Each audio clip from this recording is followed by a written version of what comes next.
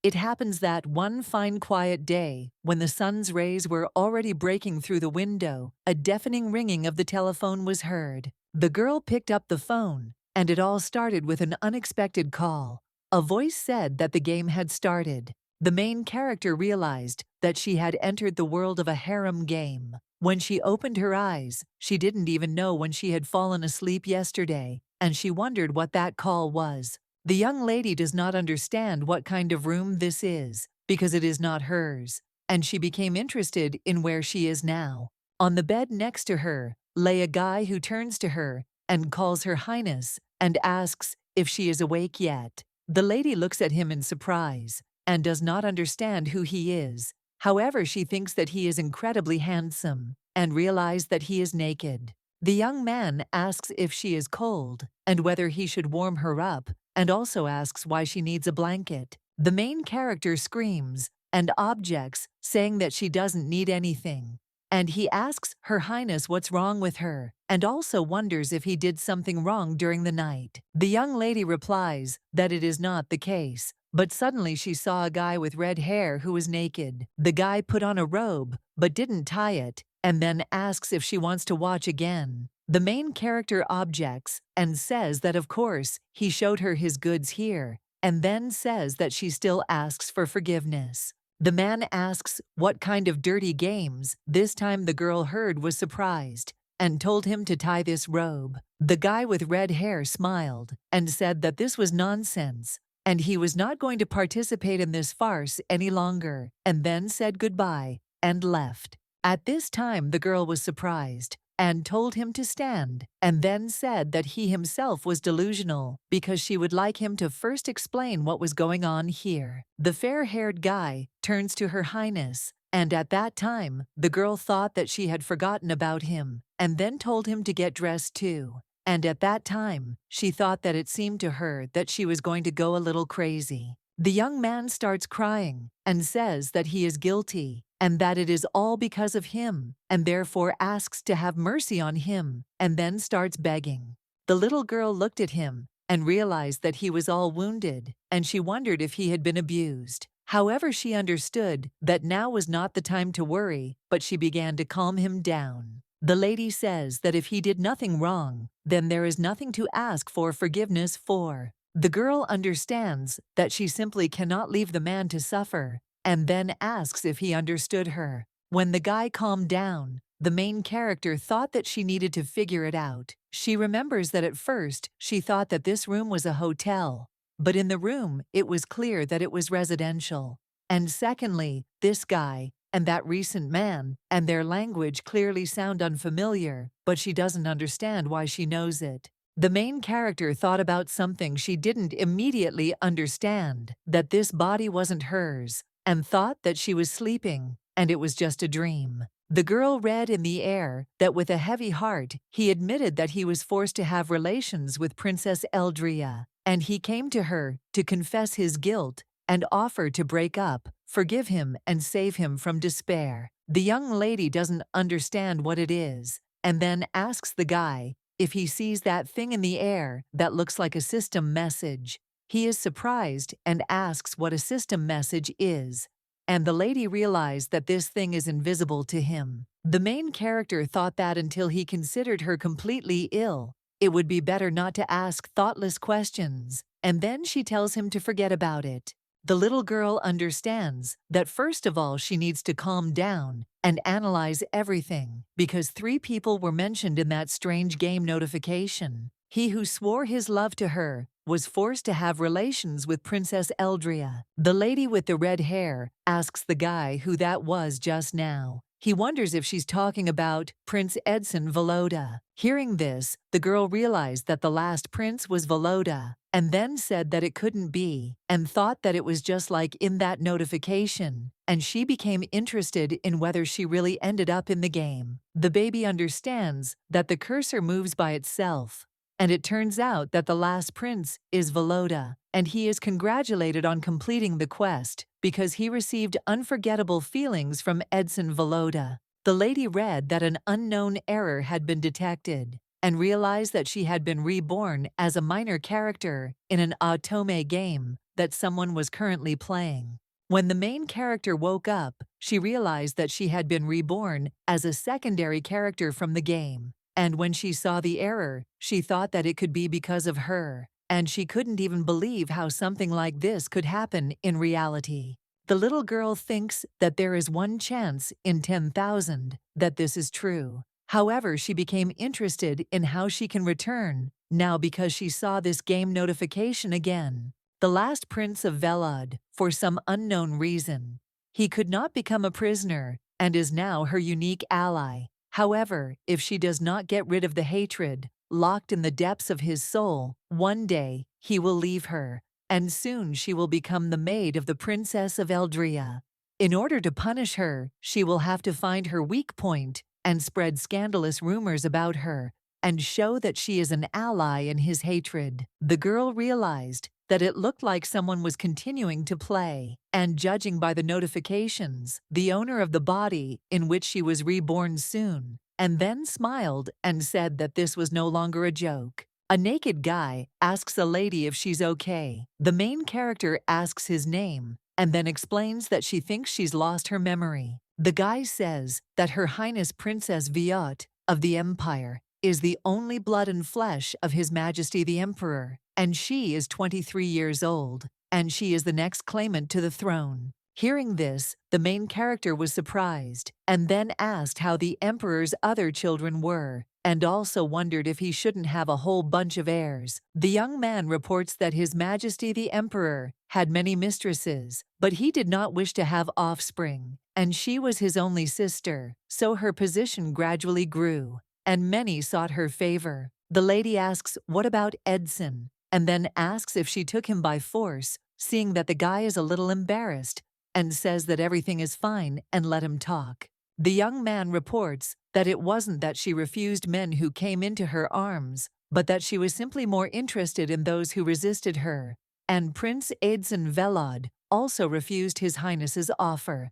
2 months after the capture of the Kingdom of Velad, she named him a military professor, and to prevent the fall of his country, he knelt down. The guy says that he heard that he particularly resisted the order to share her bed, and the reasons are unknown to her. Hearing this, the main character thought that at least she knew Edson fell in love with the main character of this game, but he had to leave her and sleep with the hated woman. The little girl understands that for game characters, such an incredible story is quite ordinary, but seeing it with her own eyes, the lady says that judging by his words, she is not a very good princess, and then asks why he stays next to her. The young man reports that he is Her Highness's concubine, and that she did not abandon him and gave him shelter as an inconspicuous, worthless man. Hearing this, the main character thought that such a princess could not help but have a concubine, and judging by the way he begged for mercy, she treated him lousy.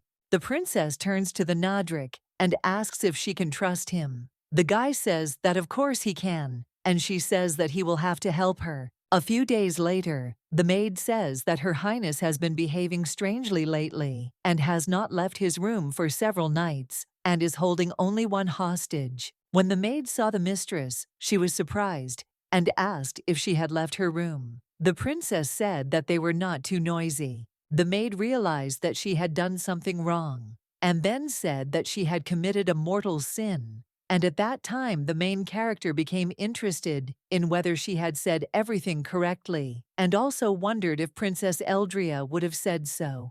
The young lady understands that in these 3 days she has learned a lot about this world of Odnadrik, and then she looked at her clothes and understands that it is beautiful, but she would like to have some more comfortable dress, and she cannot get used to the clothes here. The girl does not understand whether she should get used to it, because the owner of this body is the princess of the empire and the sworn enemy of the main character, Eldria Viotti. The main character thinks that she is lucky because she got stuck in a relationship simulator and even with the harem genre and became a villain, hated by everyone with a sad ending, and believes that now the upcoming future is only death. The little girl believes that she must survive at any cost and get rid of the role of the villain, and the only clue for her now is the system notifications of the main character. However, she would like to get the selection menu because it could become her most powerful weapon.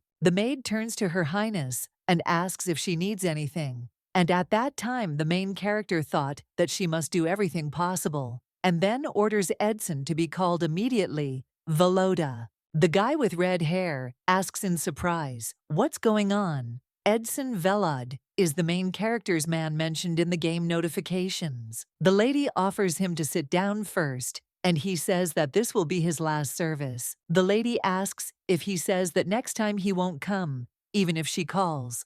And at that time, she thought that this guy was interesting to the princess and considers him poor because he was abused. And now he stands there agitated, thinking that she will drag him into bed again for the sake of laughter. The gay claims that she did what she wanted and then asks if she is tired of herself. At this time, the princess realized that he was at his limit and then said that she understood. And at this time, she thought that she should not worry because now everything will be different. The notification gives a hint that Sen left her for a short time, and it is unknown when he will return.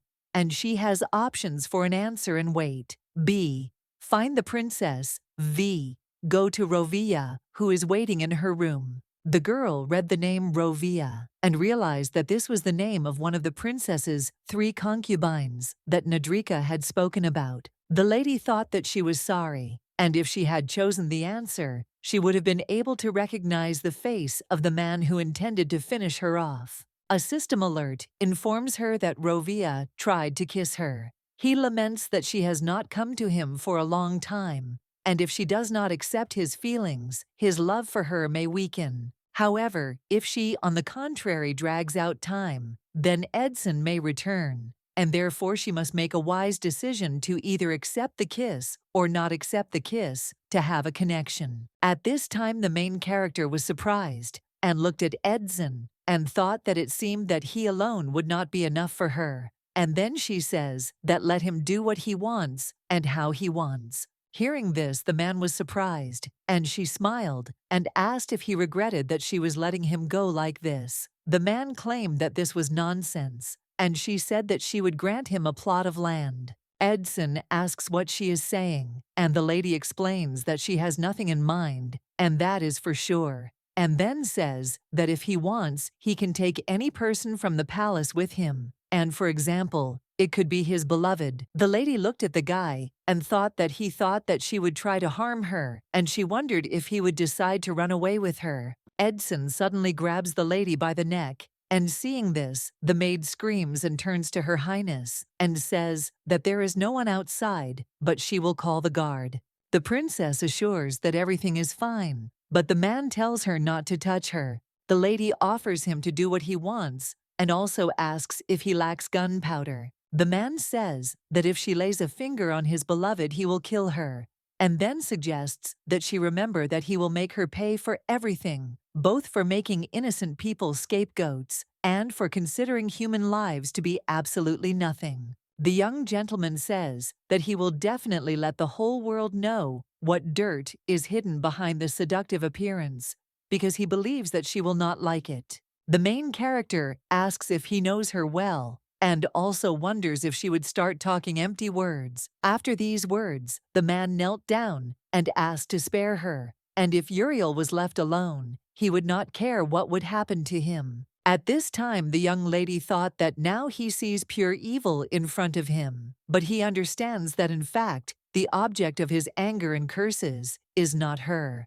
The princess reflects on the fact that she is not to blame for his misfortunes because she considers herself to be exactly the same victim because she was deprived of herself and her own world, finding herself in this game against her will, and she does not understand why she should stand here and listen to how she is being vilified. Eldria wonders if all he can do is curse her with pathetic words, and then says that she is able to make everything he said come true. The main character believes that Uriel in this game jumps into other people's beds, neglecting Edson, and he easily sacrifices himself for her and understands that she is not able to tell him. The lady suggests that he should not be afraid because she will not do anything to him or her if he does not wish it, and asks if he wants to know why, and then says that he is a pathetic man and she is tired of him because he has become boring to her faster than she thought, and even to the toy that she really wanted. She loses interest when she gets it.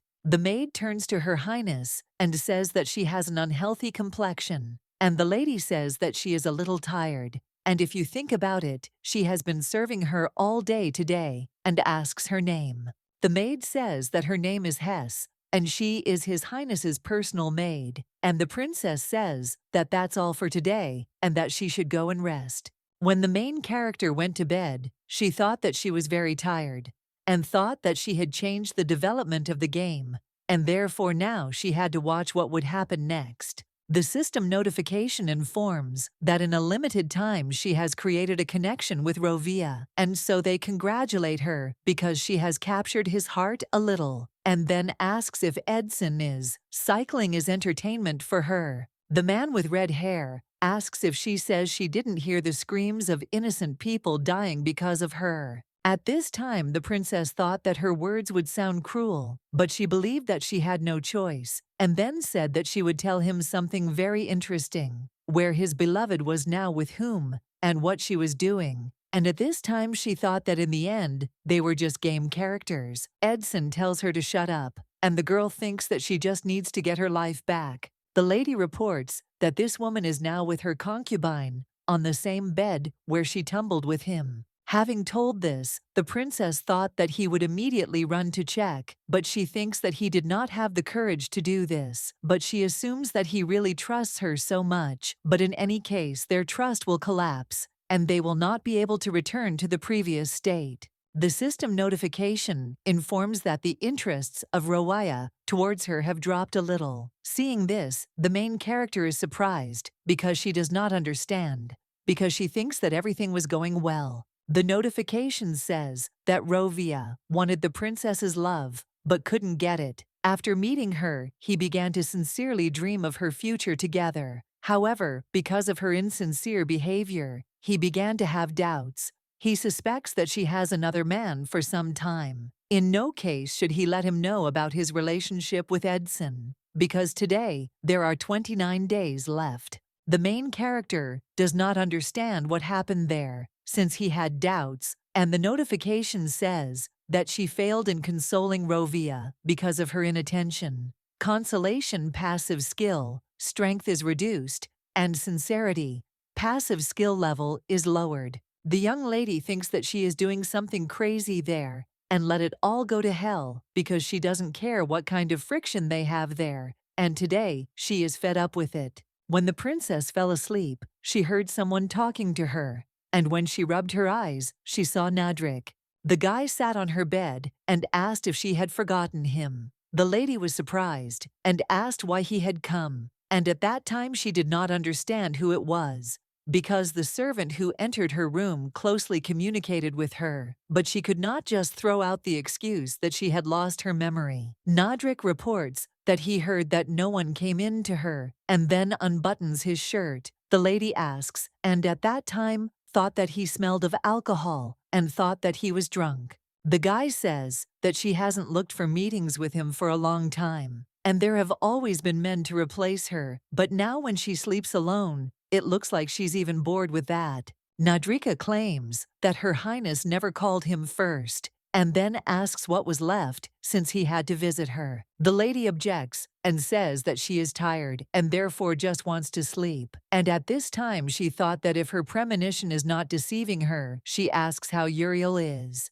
Hearing this, the guy asks in surprise what she is talking about, and at this time the lady does not understand whether this is exactly Rovia from this game notification, the one who was with Uriel. The system notification informs that Edson wants to have a relationship with her. However, if she agrees, then Rovia can see traces of it. And at the same time, if she refuses, Edson can make her an offer that she cannot refuse. A. To refuse, B. To evade with a lie, B. To have a relationship, G. To cry. The main character smiled and thought that tears are without reason, and she thinks that Uriel is hopeless, while she thinks that Edson and Rovia want to sit on two chairs. The princess touches his face and says that he is the same, because after meeting that woman, he had the audacity to come to her, and then claims that a man should be loyal. But today she forgives him, and therefore let him be kind and leave. The guy asks if she is angry, and then tells her that he is her concubine. And then he asks why she is always so cruel to him. Hearing this, the girl does not understand why she is cruel, and then asks if he has not slept with another, and suggests that he be honest in his behavior and not let him get drunk with stupid tears. The guy asks in surprise how she can say such a thing, and no one but her, and then asks why he can't, and why only him. At this time, the main character thought that he was nothing more than a game character, and did not understand where he got such an expression on his face. Nadrika says that today she should be only him. Hearing this, the lady asks in surprise what he is talking about. The girl thought that even if she is in this body now, it does not give her the right to do what she wants. He says that she should give herself to him tonight and asks for it. And then he wanted to touch her lips, but fell asleep. The system notification informs that the feeling of doubt of the Rovia was automatically counted as a failure, and an unknown error was detected, and a penalty was assigned, and as a penalty, the Rovia interest was reset. Zurana. Route Rovia is temporarily closed Zuran, and depending on the success in the hidden quest, the closed route will open again. After reading this, the main character was surprised and realized that an error had been detected again, and she did not understand what it meant. Suddenly, the girl heard the knights addressing her and telling her that something bad had happened. She asked in surprise what had happened. The guard reports that Prince Volodya and one of the palace servants have just been captured while attempting to escape. At this time, she realized that a hidden quest had begun, in which it was written that at the crossroads of life and death, she risked escaping in the middle of the night with Edson, who lived in the palace and was widely known as the princess's lover. And now the whole world has learned about his secret lover, and she must protect her and Edson's life from the princess's rage. The maid says that Her Highness has even pressed the servants and does not understand how she is going to deal with Prince Velod. After all, he tried to escape from the palace with the maid. Another maid says that this could be the death penalty and asks if she would really go that far, since she believes that in the palace you won't find a person more ruthless than Her Highness. The princess turns to them and asks why they did this, and also wonders if this is a way of asking her to finish them off. Edson reminds that she herself said that she was letting them go, and the lady says that this is true, but does not remember allowing them to escape. Uriel away from him, because who knows what she might get into her head. The lady claims that she promised that she would not do anything, and at that moment I looked at him and realized that he did not believe her at all. And then I looked at the maid and realized that I finally saw her. Uriel is the main character of this game, who has not a shadow of fear on her face and is not afraid of death because she believes that she will not die at the hands of a secondary character. The main character does not understand where she gets the feeling that she is familiar to her, and as if she has met her before. Elson says that she can finish him off, but let him let this girl go, and then asks if his life is not enough to calm her anger. The princess asks if he really wants this, and also wonders if he values this girl, or if the price of the life of the royal family of Volodya is so small. The man turns to the maid and says that everything is fine, and also calms her down, and then turns to the mistress and says that he said that now the most important thing in the world for him is to protect her. The system alert said that Princess Eldria knows the truth about him having fun with her concubine, and her patience is running out, and she must appease the princess's anger, and therefore must choose carefully because Edson's life depends on it. Volodya. Uriel chose the answer to claim that she is not connected to Edson in any way, and then she says that nothing connects her to this man, and she screams and says that he dragged her along with him by force. The princess says that she will let them both go. Hearing this, the man asks, in surprise, what she is talking about, and the lady explains that she will give them so much money, in addition that they will not spend it in their entire life. but on the condition that they never come back here again. The main character believes that while Uriel is nearby, Edson will not think about the place, and he will not attempt on her life. The princess understands that it is more difficult with Uriel. Edson is not enough for her, so she will probably want to stay in the palace, but she thinks that it is better for her to surrender. Rovia enters the room and asks the maid why she is here with him. The main character thought about Edson now. He saw everything with his own eyes and finally understood that Uriel actually has another, but he understands that even though he is trying to hide it, it is clear that he was seriously wounded. A guy with blonde hair turns to the maid and asks how she could do this to him. Seeing this, the princess thought about how he had recently been pestering her, and now he was sorting things out with Uriel in front of her. She didn't understand why she had to watch a scene from a second-rate melodrama instead of her precious sleep. The main character turns to Rovia and says that he knelt down, and at that time she smiled because she realized that she now had to sort out their problems. The princess says that apparently he is not satisfied with his status as a concubine, and therefore she lets him go and he can be free. The young lady does not understand what kind of reaction this is, because she said that she would allow them to do as they wish, and then she said that they too could leave the palace together. Edson objects, and he doesn't want to leave, and the lady asks what's wrong. Rovia says that this bastard has no pride at all. The system notification says that the item Broken Heart once cannot be put back together, and in the future, no matter what he does, Edson will not leave her, and this item can disappear, and she must be careful. The main character looked at Uriel and saw that she was laughing and thought that this situation was amusing her, and then said that that was all. The maid turns to Her Highness and tells her screaming that she does not want to leave the palace because she thinks that leaving with this man is stupid because she came here to serve Her Highness. Uriel claims that she is truly innocent and therefore asks to be allowed to stay and serve her personally. At this time, the princess realized that she had decided to find out her weak spot and thought that she was a complete idiot. The maid said that she did not want to run away from the beginning, but this man forced her. Edson tells her to stop because he thinks that she doesn't want to die and leave either, but now he says that he's burning with desire to serve her, and then asks how much their capricious Uriel wants.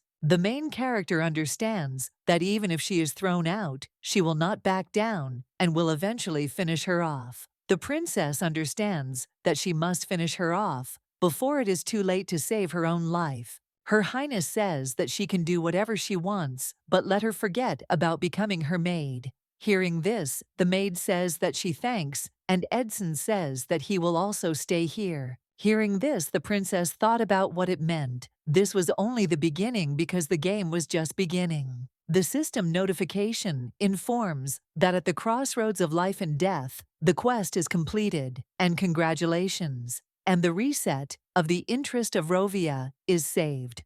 Rovia Raut Zuran went from disappearing to awaiting disappearing status, and life is awarded as a reward. Rovia asks Her Majesty why she doesn't ask him anything. She reminds him that she ordered him to leave, and he asks if she wants to throw him out, even if he is against it, and then claims that it is unfair. The princess asks what he expected, since he handed her over but did not answer for it, and then asks him to name at least one reason why she should leave him nearby. The guy asks in surprise if he betrayed her, and then says that she accepted his feelings, and he is broken from his daydream on the day he first saw her in the Imperial Library.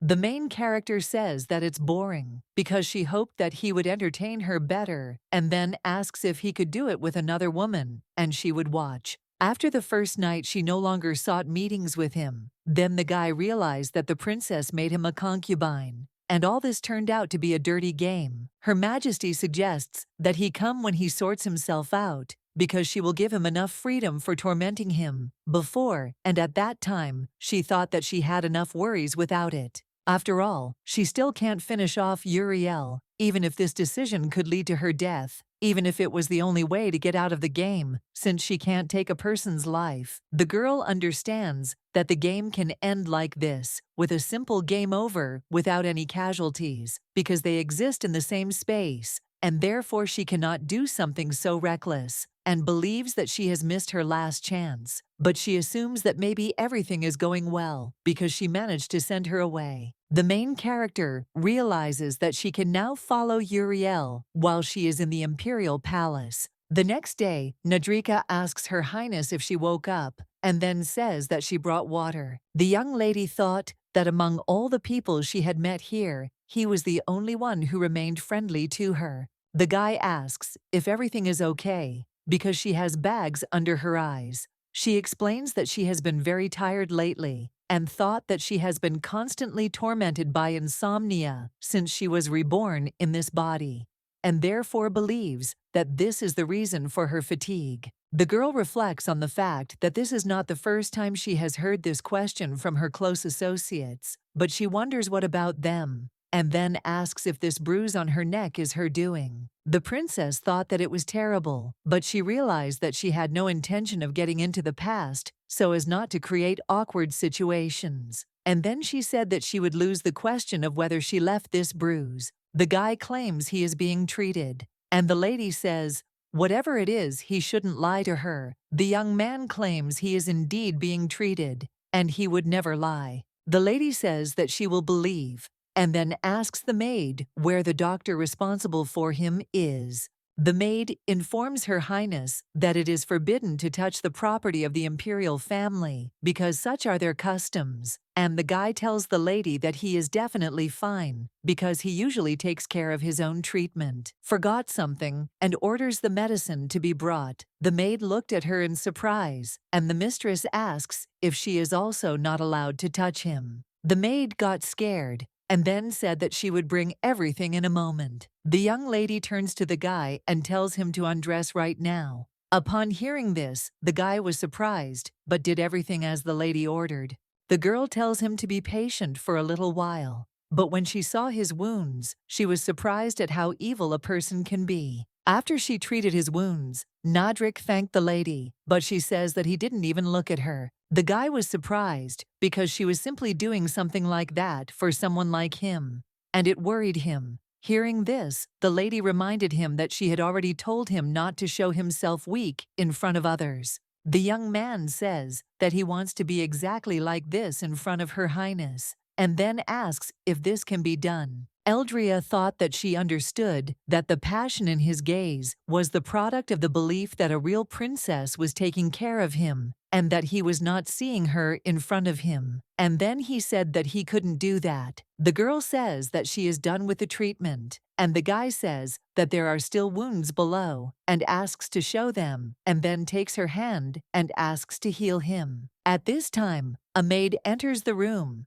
and announces that His Majesty is calling her to talk before the official dinner. The lady says that she understood and asks to tell him that she needs time to get ready. And at that time, she thought about something that she did not expect, but just a little more, and she would have succumbed to his charms. The emperor tells Ria that it has been a long time since they spoke face to face, and then asks if something happened last night. Elport, Enzo Cecilia, is the current emperor and the princess's brother. The main character thought that at first glance, she would not understand what kind of person he is, and then says that there is nothing special. The gentleman says that he is glad to finally see her, and at that time the girl thought that now he is glad. But what will he do if he notices that under the guise of his sister, there is a completely different person hiding? The lady understands that she and the princess are close relatives, and their relationship is surprisingly warm, but she does not know why he turned a blind eye to her bad inclinations and allowed her to sink so low. The emperor announces that he has important news, and the main character thinks that she has acquired some kind of immunity status.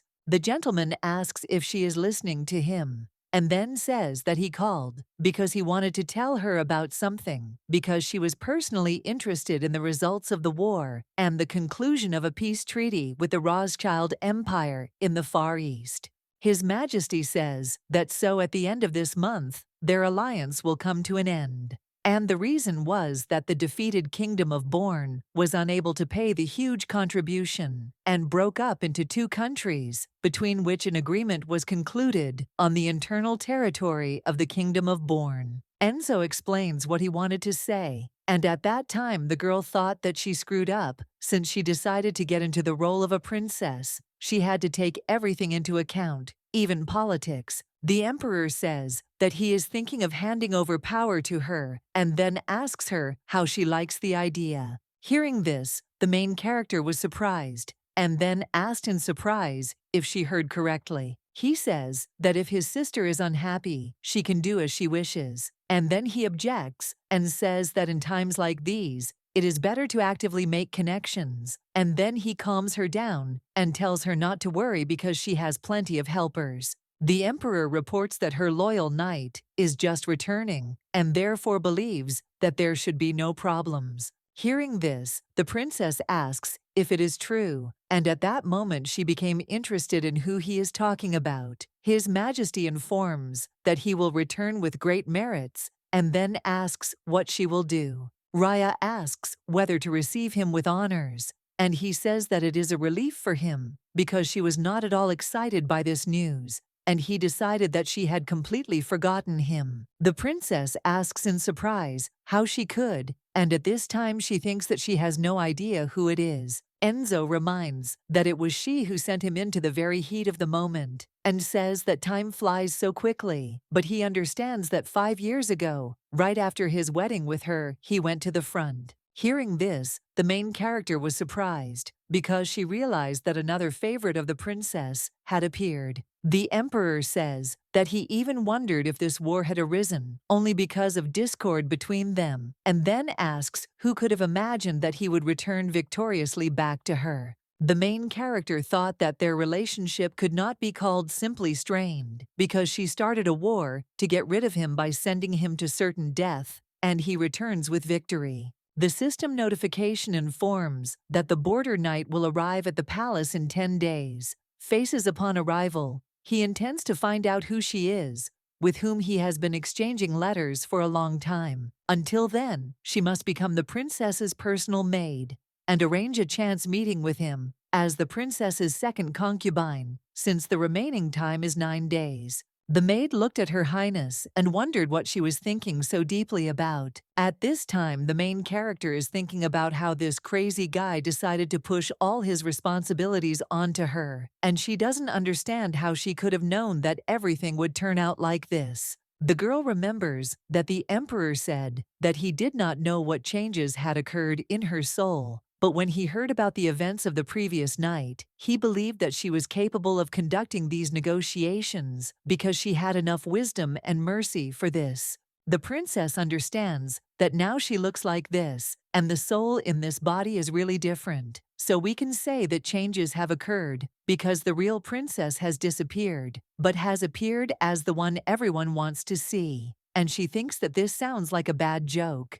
His Majesty says that of course he understands that she is not yet experienced, so Sir Eclot will help her with the complex details. Raya asks if he is still her concubine. Enzo asks what she is talking about, and then explains that of course, until she sends him off to another war. And the girl claims that he hates her. The emperor says that she knows very well what kind of person he is. The princess thought that she should deal with one favorite, but then so many of them came at once. The system alert tells her that she found a note left by Edson, and it said that he would be waiting at their regular meeting place. And then it tells her that she went towards Rovia and wonders who she will choose, and Edson be Rovia. Eldria reflects on the fact that despite the events of this night, she continues this chaos because she has already rejected 2 men. The girl thought that it was not Edson, and she had to escape that night, and then tells the maids that she needs to go outside. The maids were scared, and then said that this can't be done. At this time, the main character doesn't understand what the princess was doing outside to cause such a reaction. The lady says that one maid should stay, and the rest should go. Hearing this, the maid screams and says that she will take care of her highness, and then runs up to her and falls on her knee. At this time, the young lady thought that this girl was full of surprises, and if she had gone a little further, she would have crushed her to the floor. The maid turns to her highness and asks to forgive her, and then says that she is ready to do anything to atone for her guilt. The main character asks her name, and the maid replies that her name is Daisy, and then asks not to finish her off because she is terribly, terribly guilty. At this time, the girl thought that she herself did not notice how she laughed, and then asks Daisy if she is okay and if she hit her head. The princess says that she will spare her if she stops crying. Hearing this, the maid is surprised and asks if this is true, and does it mean that she will not punish her. Raya suggests that she tell him as punishment where there is a secluded spot in the palace park. When the young lady went outside, she thought that now she had come to life a little, and understood that the day was not over yet, but her heels were already burning from fatigue, and she felt as if a hurricane had swept through her world, trembling before the Princess Nadrik, thirsting for her love, Rovia, Edson who mortally hates her, and the terrifyingly unknown Iclot. The main character understands that these are strange connections, neither love nor trust, nor mutual understanding. The girl does not understand whether she will be able to return to her real world, and she wonders what if she has to live like a princess, stuck in this fictional world imposed on her. Eldria doesn't know what to do, and suddenly she saw a guy named Edson standing near the tree. The message says that she found a note left by Edson, which stated that he would be waiting at their regular meeting place, and she was walking towards Rovia, and then asks who she would choose, Edson Rovia. Uriel turns to the young gentleman and asks for forgiveness, and explains that she almost did something stupid. She says that when he saw them with Edson during the interrogation of the princess, she understood everything, and then claims that she cannot escape from him with him. The young gentleman asks if she wants to say that she stayed here because of him, and the girl assures that this is true. Edson realized that it was a lie, and now he could understand the reason why she met with him. And just like this lying woman, he does not feel any remorse. Uriel says that she is so happy that he did not hate her, and claims that this is the pure truth, because at this time she is now sincere with him. At this time, the guy thought that both he and she do not love each other, but the maid hugs him and also wants to show that she is sincere. The girl says that she wants to meet with her highness. Having heard this, the guy does not understand why she needed this, but she asks him because she believes that he is the only one she can turn to. The young gentleman says that he will help her because she is a woman close to him, and he values her. Uriel thought that she had not received a single bell about the increase in interest, and then the system notification was fierce, pissed her off, and doesn't understand how he could cool off towards her, and considers him a cunning bastard. The message says that Rovia's interest is 0, and there are no changes. The maid thought that after the skirmish with the princess, the game reset all progress, and she understands that if it continues like this, the route will close, and she thinks that all her attempts to fix the situation have ended in failure. The maid doesn't understand what to do, and thinks that she can stay aside and watch, but she knows that it shouldn't be like this, because she is the main character of this game. And then screaming, she says that it's time for him to return to her. Uriel saw the princess's concubine, and of course was happy, because she had a plan for him. At this time, the main character greets Rovia, and thought that this must be the place where he is going to meet Uriel. At this time, the guy leaves, and the girl asks him to wait, and thought that they could just disperse, pretending that they did not see each other, but she believes that even though they both feel awkward, she cannot leave everything as it is. The lady grabs the man by the hand and asks where he is going. He is surprised and asks why she grabs him, because he thinks that they are not in the right relationship to bow to each other. The main character wonders if he will leave without even saying hello. And at that time she saw a notification that Rovia doubts her because of her desire to meet Princess Eldria, and there are answer options.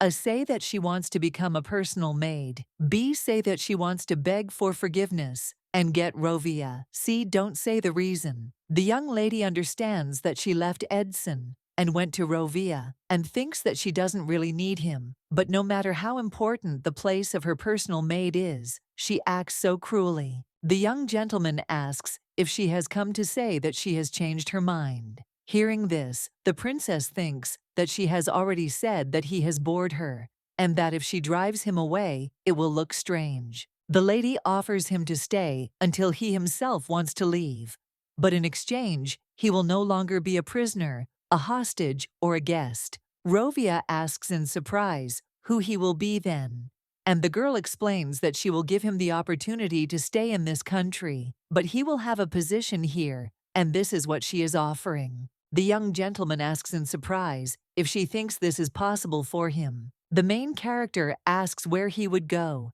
if he ran away from the palace, and then tells him to pay. If he wants to live here, and if he doesn't want to, he can go to work, although for this, he still needs to have housing. Hearing this, the guy asks in surprise if she understands what she is saying and thinks it is nonsense, and she says that from this moment on, nothing connects them, as if they were strangers. The lady says that she has not forgotten what she did before, and knows that he cannot stand her so much that he wishes her death, and then offers to bury his hostility, because she believes that he will not succeed, and she will never forget such a favor. The lady says that he can even live here with his beloved, and she will accept it, and the guy asks if this is the end, because he understands that she gave him up so easily. Hearing this, the main character thought that he must be devastated and irritated, and her words made him completely confused. The prince says that with such insignificant feelings, she destroyed his country and mercilessly dealt with his people. He asks if he repays her for everything, then maybe he will feel better. The guy looked at the lady and asked why she was crying, and then said that it was strange because he never expected this and thought that it was completely unlike her. The young gentleman asks her to confess whether she is making fun of him again. The main character heard this and did not understand how she could tell him that she was not the princess he knew, and believed that they were so similar because they both ended up in a world alien to them, and both were powerless to change anything. The girl asks for forgiveness and then says that she is sorry. And at that time, he thought that if she had appeared here a little earlier, he would not have had to experience so much suffering. Rovia screams and orders him to stop and stop messing with his head. He asks her to stop. At this time, a maid came up to them and asked Edson where he was, and also wondered how long he had been waiting for her. At this time, the main character does not understand why she hid and why she suddenly burst into tears in front of him. Uriel hugs the gentleman and asks for forgiveness. He says that it's nothing because he didn't wait for her for long, and she explains that she didn't apologize for that. The young gentleman says that he only needs her and that these are his feelings, and then says that in time he will tell her because he believes that she has a right to know. Eldria doesn't understand why she decided to stay and not run away, and at that time she thought that he loves her very much, and she can't find such a devoted man, and she thinks that it's amazing and so slick that it's not funny anymore. The system notification says that under these conditions, he still chooses her and asks what her actions are. A. To say that it is hard to look at him and break up. B. To thank him and have a connection. C. To have a connection with special passion right now. After reading this, the main character does not understand that right here and now and what other options there are, and thought that maybe this notification is joking. The girl thinks that even if she offers this, Edson will refuse,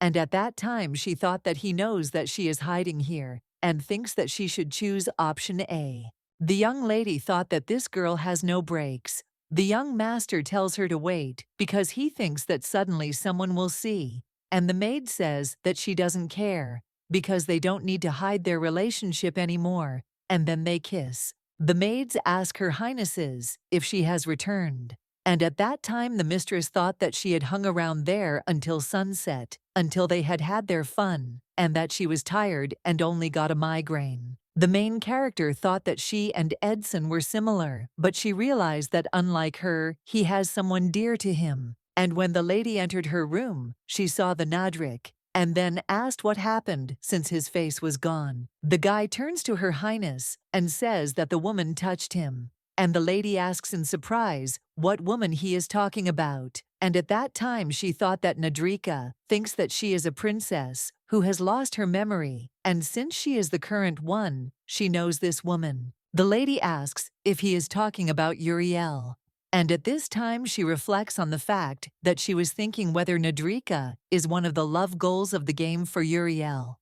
The princess asks if he slept with her. Hearing this, the guy screams and claims that he did not do it and would never do it. The main character looked at the guy and does not understand why he even cries so beautifully, because she would admire it forever. She thinks that she and Uriel are clearly not close. The lady asks who, if not, she was so impudent that he dared to touch her concubine. Nadrika says that everyone knows that even if he is harassed, Her Highness will be told. The lady asks why he has remained silent until now, and he replies that because then Her Highness would have finished him off. The young lady asks if he thinks she is capable of this now, and the guy replies that she is. And the main character asks where this woman touched him. The guy looked at the lady with embarrassment, and she then kissed him. He says that he doesn't remember, but if she tries again, then he will remember. The girl kisses him on the hand and asks if that's where they kissed him, but he sits quietly and doesn't even move because he really likes it.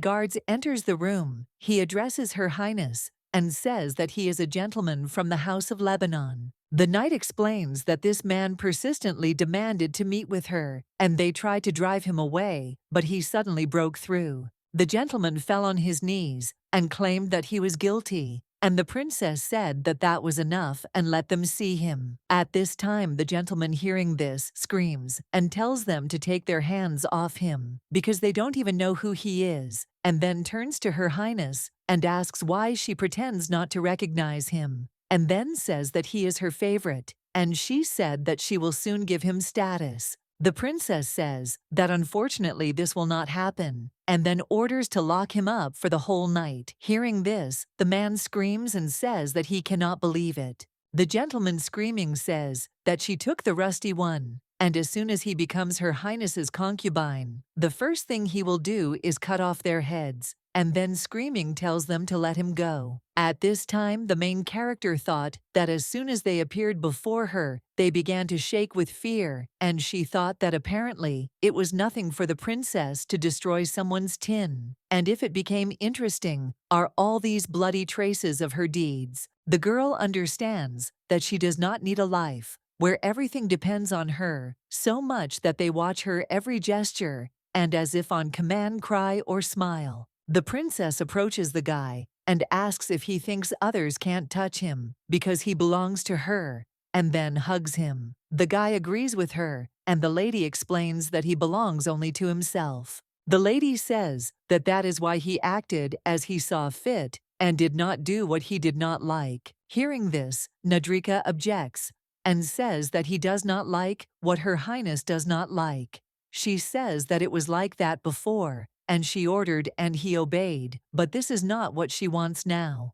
The lady says that she wants him to become more free and happy, and then kisses him on the cheek. And at this time the guy blushed, and she thought that he looked very cute. Eldria says that if he doesn't like something, then she doesn't either, and thinks that it's very good. The maid brought the lady tea, and she asked how long she had been working in the palace. The maid replied that it was the 4th year. The princess says that this is not a small amount, and then claims that then she should know that Nadrika confessed to her very long and frankly yesterday, and she was surprised that many in the palace do not take her seriously. Hearing this, the maid was surprised and frightened, and then asked what he told her. She turns to Her Highness and claims that she is not guilty of anything, and the mistress says that she knows everything. The maid falls to the floor and begs for mercy, and then says that she has committed a mortal sin. The princess says that if she wants to live, she will have to answer all her questions without a shadow of a lie.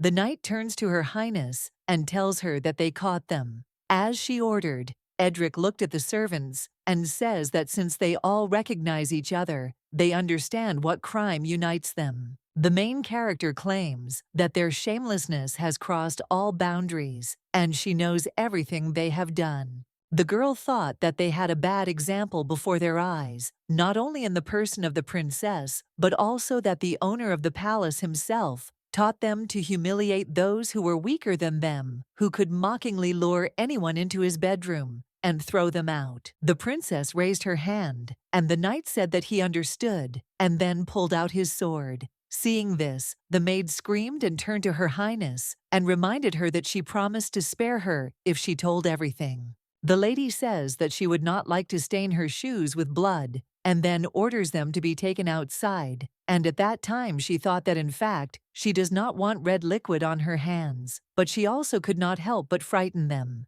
Eldria says that she was thinking about beheading them as a warning to others, but she will give them another chance and suggests that they remember, because there will be no mercy the second time. The next day, the maid tells the other maids that her mistress is very cool, and her highness turned out to be even cooler than she thought. The maid asks Drazy what she is talking about and who is cool, and the girl replies that it is her highness. Hearing this, the senior maid asks if she has eaten enough of the conditionally edible mushrooms and is now delirious. Drazy assures that this is not so, and that the lady is such a sweetheart, and that serving her highness is God's grace.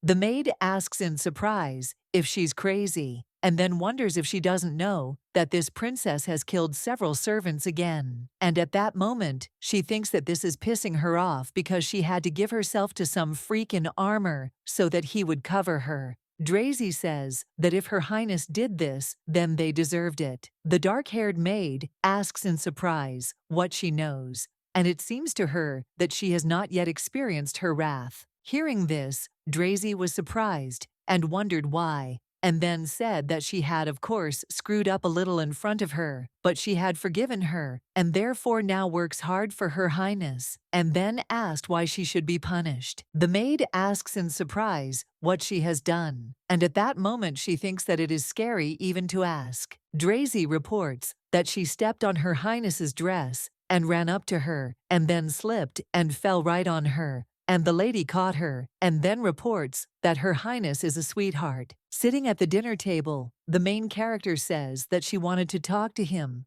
about one matter. The emperor says that he is always ready to listen to her request, and then asks why she is hesitating today because she knows that there is no refusal for her, and therefore suggests that she not be shy and continue because she is anticipating something interesting. At this time, the main character became interested in whether he would be so disposed if he found out that she was not his sister, and then says that it is necessary to determine the location of the Prince of Veloda, since now she no longer has a reason to keep him near her. Enzo says that it is reasonable because keeping a person who had fun with the servants near her may not have a very good effect on her authority. The lady says that if the status of her concubine does not suit him, then another place should be found for him. According to his title, the gentleman thinks that this is a good idea and therefore will think about it. Ria says that she decided to leave the maid who was going to run away with him because she begged her to give her a chance to prove her loyalty.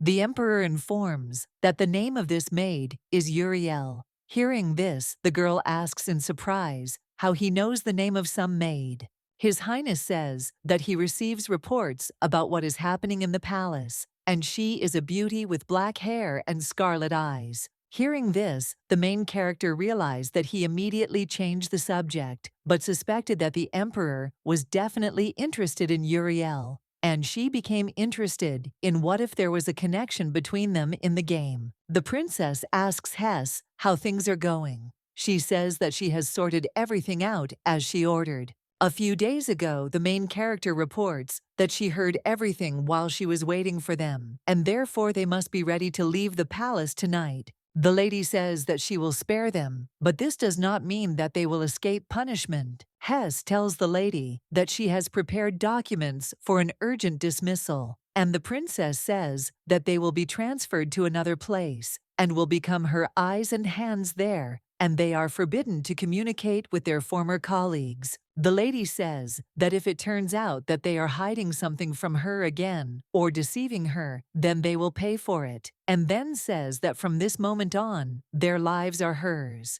The princess tells the maid to send people to the imperial palace this time and let them find out whether His Majesty has encountered Uriel. The next morning, the main character looked at the guy and thought that he was sleeping like an angel, and she looked at him all night but couldn't get enough. The girl understands that in this world alien to her, his feelings have become her only support. Nadrika woke up and wishes his lady a good morning, and she asks if he had a good rest and then kisses him, and at that time she thought that she could not have endured all this without him. The main character believes that little by little, she began to get used to life in the palace because she thinks that it's good that she's a princess and not a servant.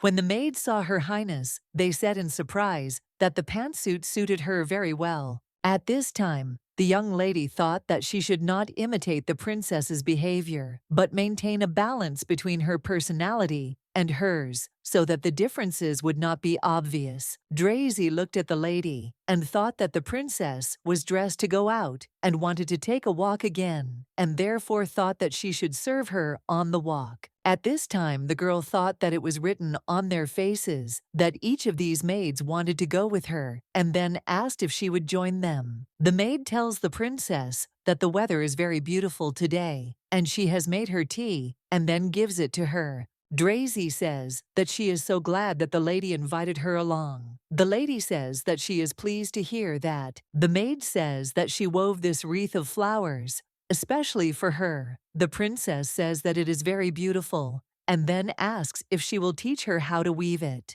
In a few minutes, the lady made a wreath of flowers, and when the maid saw this, she said that she had talent and asked if she would give this wreath to that person. The lady asks in surprise who she is talking about, and also wonders if she means Nadrika and why she does not call him by name. Drazy says that you can't just say the name of a person who belongs to the imperial family because everyone calls him that person, so she does too. Rhea wonders if he has never called her husband, for example. The maid says that he has an unofficial status, and husbands are usually called not by their first name, but by their last name. And since he was a slave, he does not have a last name. And she thought that maybe that person was a nickname that the servants at court gave him. Drazy reports that their position is always higher than that of ordinary people. Hearing this, the main character thought that she guessed that there could be an era of slavery here, but she did not assume that Nadrika was a slave, because in the palace, he is the most disenfranchised, and thinks that his duty is to patiently endure everything. The lady understands that because he desperately needs her protection. And then she saw the notification that the Eldrian princess's weak point had been revealed, Viata. She failed to expose the weak point due to insufficient grounds, and she has one attempt left, and it is yes or no. Uriel clicked no, and the notification said that if she wanted to increase the probability of success, she should wait for the right moment. At this time, the maid thought that she had failed again, and she wondered if this was a hint now. The guy turns to her, and she asks in surprise why he is here. Rovia wonders if he can ask why she came to Her Highness's palace, and then reminds her that he told her to wait. Uriel asks how long she should wait, because he only promises, but she doesn't believe in words, but in deeds. The girl asks him to admit that he can't help her, and then asks if he thinks she won't find another way. The guy touches her shoulders and suggests that she not be angry, but trust him, and then asks if he is her lover. Uriel looked at the gentleman and thought that he was lying because she knew that the level of interest had been reset, and he was probably pretending because he needed her for some reason. The gentleman says that if she tells him why she wants to meet the princess, he will find the best way to arrange it, and believes that after what happened, she should not catch her eye for now. Hearing this, the girl asks in surprise if she really didn't call him after that night, but in response, there was only silence, and she says that she hit the nail on the head and asks if he understands that the lady found out about their relationship, but still left her in the palace. The maid claims that the mistress has lost all interest in him. Hearing this, the guy agrees with her and says that he knows it.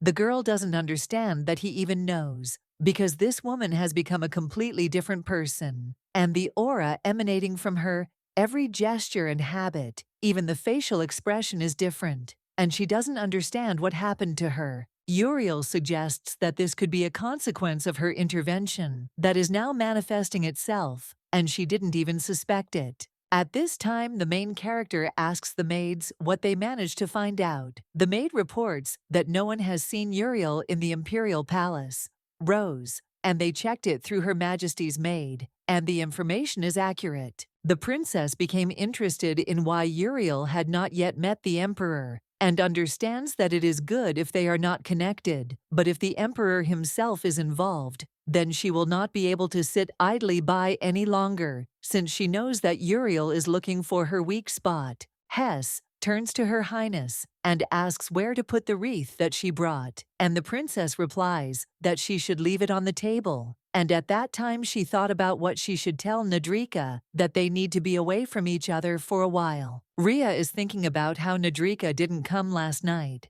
Although she waited for him until late, it's not like she wanted him to spend days in her bedroom. The maid informs Her Highness that Mr. Zuran has arrived, and the lady suggests that he come in. The man says that by order of the emperor, from today onwards, he will teach Her Highness. Seeing this in a person, the girl was surprised because it was Rovia, and she did not understand what he had just said. The man says that according to the legend of the country's foundation, the leading ideology from early times was the education of the workforce and strengthening of defense, and then asks the princess if she is listening to him. The lady claims that she is listening to him, and at that time, she thought that she immediately needed to find out who Zuran was, because she did not expect that it was Rovia's last name. Rhea remembered that when she asked the emperor to find an advisor on diplomatic issues, he said something strange, that he would tell Zuran in secret that she needed him, and then smiled and said that he understood her feelings. The main character thinks that now it is clear to her, because he decided that she wants to return the concubine who has cooled towards her, but her pride is too hurt to call him personally, so she needs help. However, she does not understand what the emperor thinks of his sister. Rovia tells her to repeat what he just said. She tells him that after the war and colonization of the captured states, the tribute received from them became the basis for the growth of their empire, and asks if the war and colonization alone strengthened them. The man claims this is true, and then states that the amount of harvest from their land was not enough for the growing population. The gentleman says that there was a shortage of agricultural equipment because every year there was less and less land suitable for cultivation. And in addition, in the center of the continent, where the Orbit Empire was located, there was a cold climate,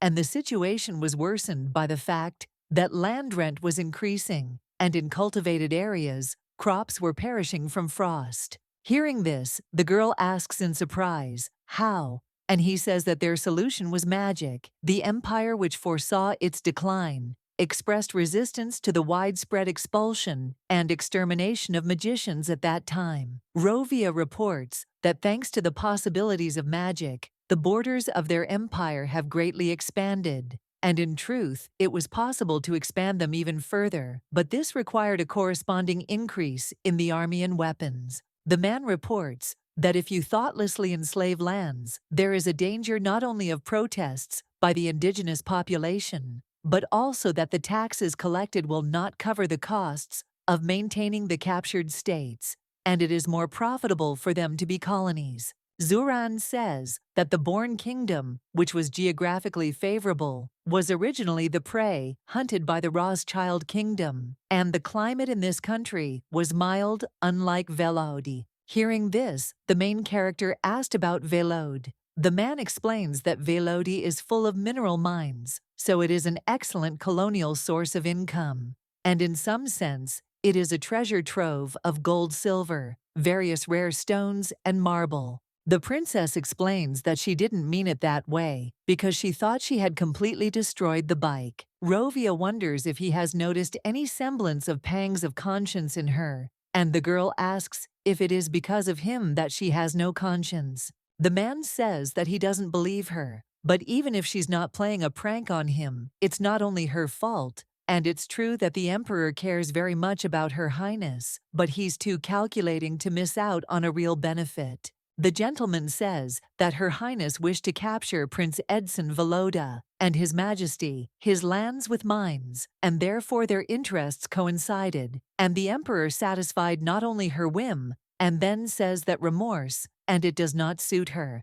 Rovia asks if she is going to ask him for forgiveness, and also asks if it is too late for her to regret. The lady claims that it is never too late, even if nothing can be changed. The princess says that if a person does not look back, he cannot change, and guilt alone cannot atone for sins, but it is possible that she can prevent mistakes in the future, and therefore considers this important. The main character suggests ending their lesson here, because she is a little tired and wants to rest. At this time, the man does not understand how she can feel sorry for someone other than him, and he does not really understand who changed her so much. Nadrika entered the room, and when Rovia saw him, he asked in surprise how he dared to appear before the lady without an invitation. At this time, the guy was a little embarrassed, and then asked for forgiveness, but the master stopped him and said that he was a puppet slave for bed pleasures and should only do what he was told,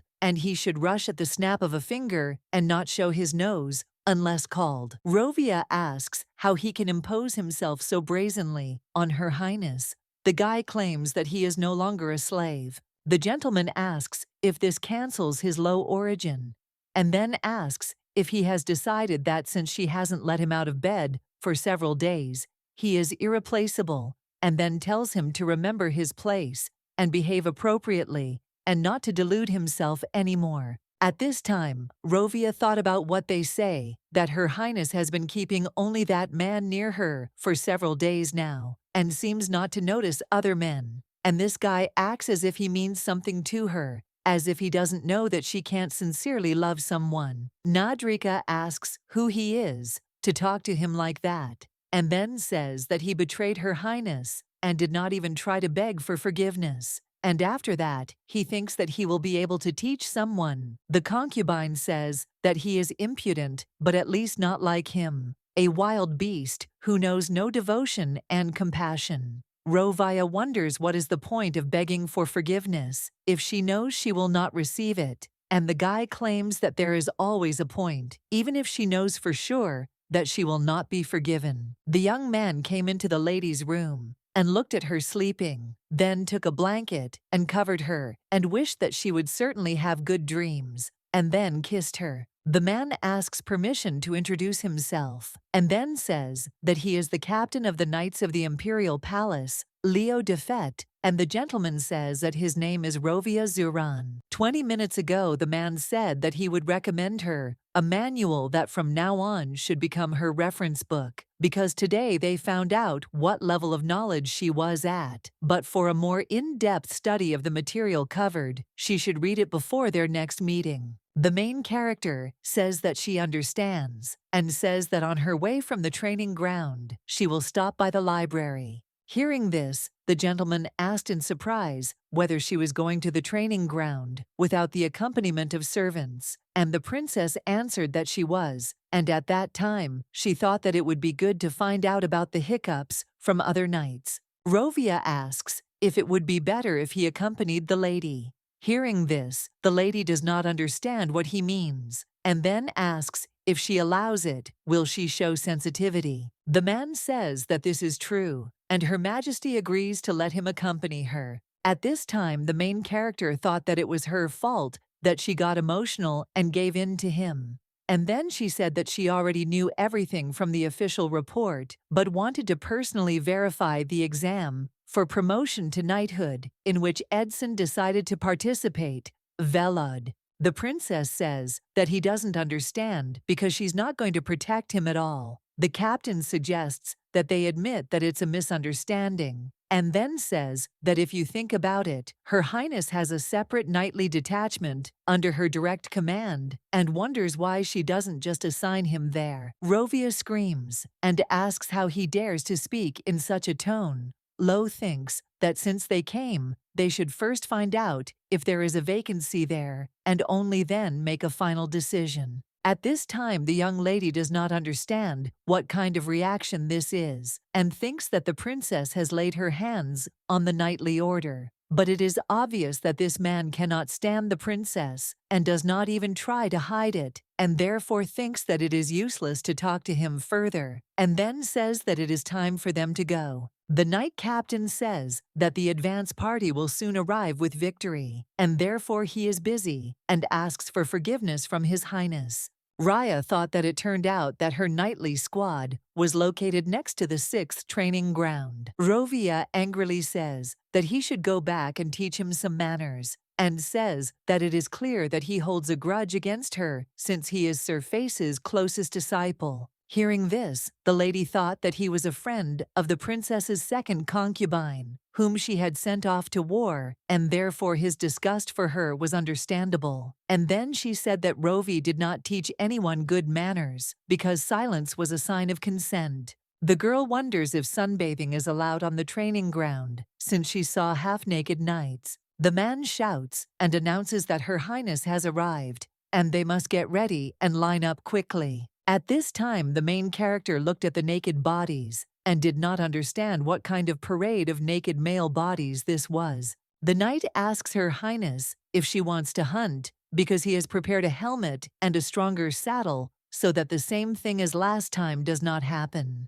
Hearing this, the girl became curious about what happened last time and assumed that she fell off her horse. Rovia asks the lady in surprise if she remembers, and then says that during her sexual experiment, her partner fell off his horse, and she said that hunting especially turns her on. Hearing this, the main character does not understand whether she is really like that, and this is not a knightly detachment, but the princess's personal harem, and then says that she is not in the mood to hunt today. The princess says that she came to inform that she is going to liquidate their squad upon hearing this. The guys were surprised and then asked if Her Highness had decided to get rid of them. Suddenly, Rhea saw a guy with black stripes, and she became interested in who he was. The young lady thought that even among all these handsome men, he stood out especially. The guy turns to Her Highness and asks her to explain what they are guilty of, and not to destroy them. The princess asks if she said that she would finish them off, and then suggests that they say what they see as the meaning of their lives. The young man says that he wants to run away, and the lady asks if this is her knightly squad. The main character says that she will offer them a worthy way out, and whether they are knights or not, they will pass an exam to increase their knightly rank. And if they pass, they will remain members of the knightly order, and if not, they can leave the palace. The lady says that they are free to do it right now. Hearing this, the guy asks in surprise how they will pass it, because even active knights pass it with difficulty. Raya asks what grounds they have for receiving a government salary, and then asks if they are satisfied with this state of affairs. The girl thought that it had dawned on them that she was serious about breaking up this bunch of lazybones, and said that she understood that they had lost their previous carefree life, and suggested that they think for themselves whether it was worth it. The lady suggests that they will convince her to leave everything as it is today, and then asks if they are confident about tomorrow, because something might change. The young man says that they have nowhere to go, because the servant is a milk delivery man from some capital, the youngest son of a baron, without an inheritance, and then asks where they can go. The guy points his finger at the man and says that only he has nothing to worry about, but they are different. At this time, the main character does not understand who this person is, and the guy says that his teacher is the captain of the Imperial Knightly Order, so he gets away with everything, and he used to work as a deputy captain. The lady came up to this guy and asked what he was doing here, and the young man asked in surprise what she was talking about. The lady called the name Leo Defet, and the stranger says that this is his teacher. The girl thought that she had led both the teacher and the student, and therefore understood that the unfortunate Defei had every reason to hate the princess. Ria says that she will immediately take steps to ensure that he gets everything he needs, as she understands that he will need money in order to start a new life. The lady says that she will provide for him so that he will never regret it and can even pay for his military training. The young man kneels down and says that he cannot leave because he has spent all his best years on her and she will not compensate him in any way, and then asks to accept him as a concubine. The guy asks why she does this to him because she liked him. The lady says that she did, and at that moment the gentleman approaches the princess and suggests that she stay behind him. The man with black hair asks the lady to forgive him for this because the sudden news about the dismissal clouded his mind, so he forgot his place.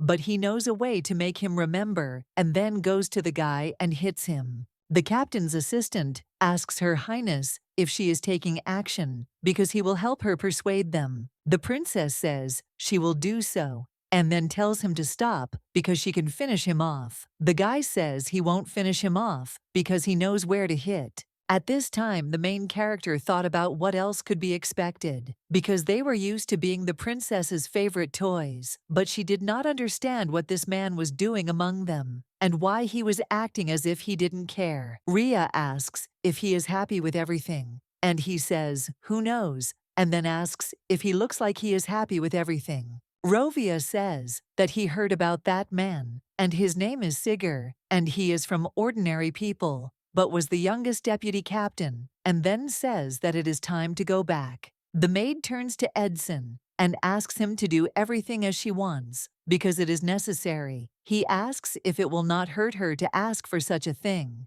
and then asks why she does this to him. Uriel screams and says that she said that she can't tell yet, but he promised that he would wait, and asks if his feelings for her have changed.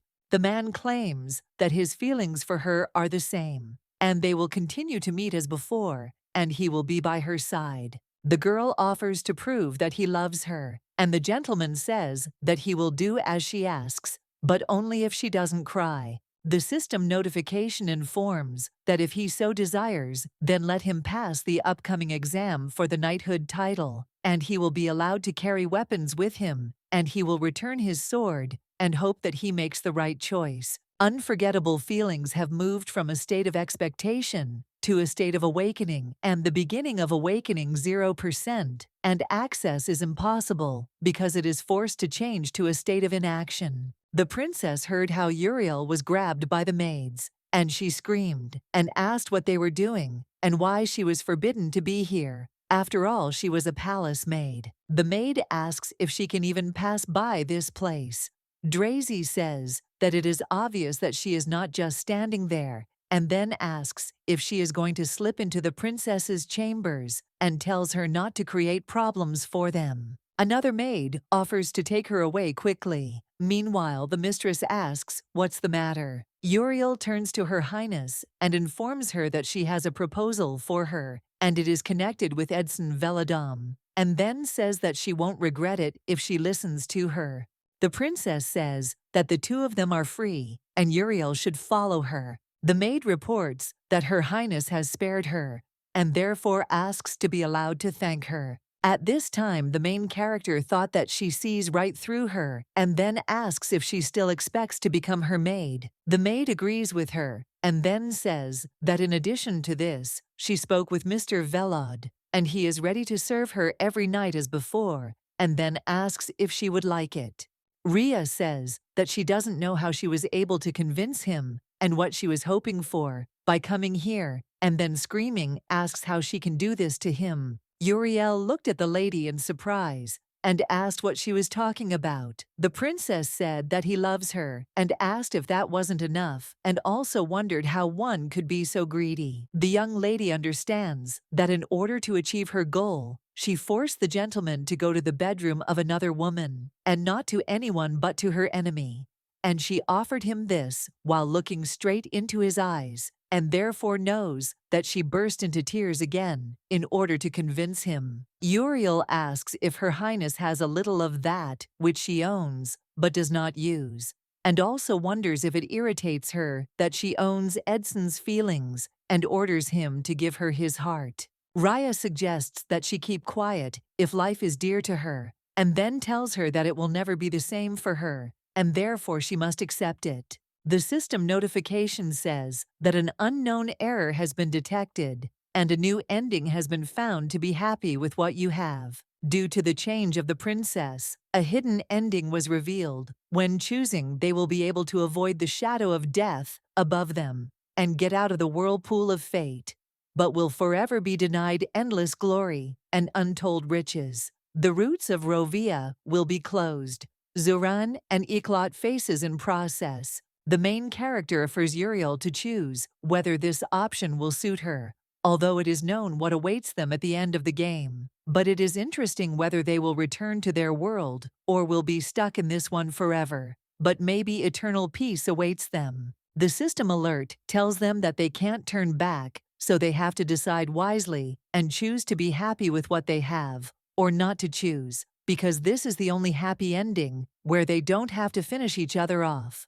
Uriel chose the answer not to choose, and then asks what she has to lose. The notification said that this is a hidden ending, and being happy with what she has was destroyed. The girl says that she suggested this only because she wanted to be useful to her, because every sleepless night she thought that if she disappeared here, not of her own free will, and continues this game out of hopelessness. The main character reflects on the fact that she thought that they were similar, and that by revealing the whole truth, they could help each other, but she made her choice without hesitation. Uriel turns to Her Highness and thanks her for listening to her, and then says that she is embarrassed that she could not thank her because she said everything she wanted, and with that, she takes her leave. The princess tells me to tell Edson that this will not happen, and that he should not worry about it. Rhea got tired and lay down on the bed and thought about how similar they were, but their paths were different, and she wondered if there really was another way out.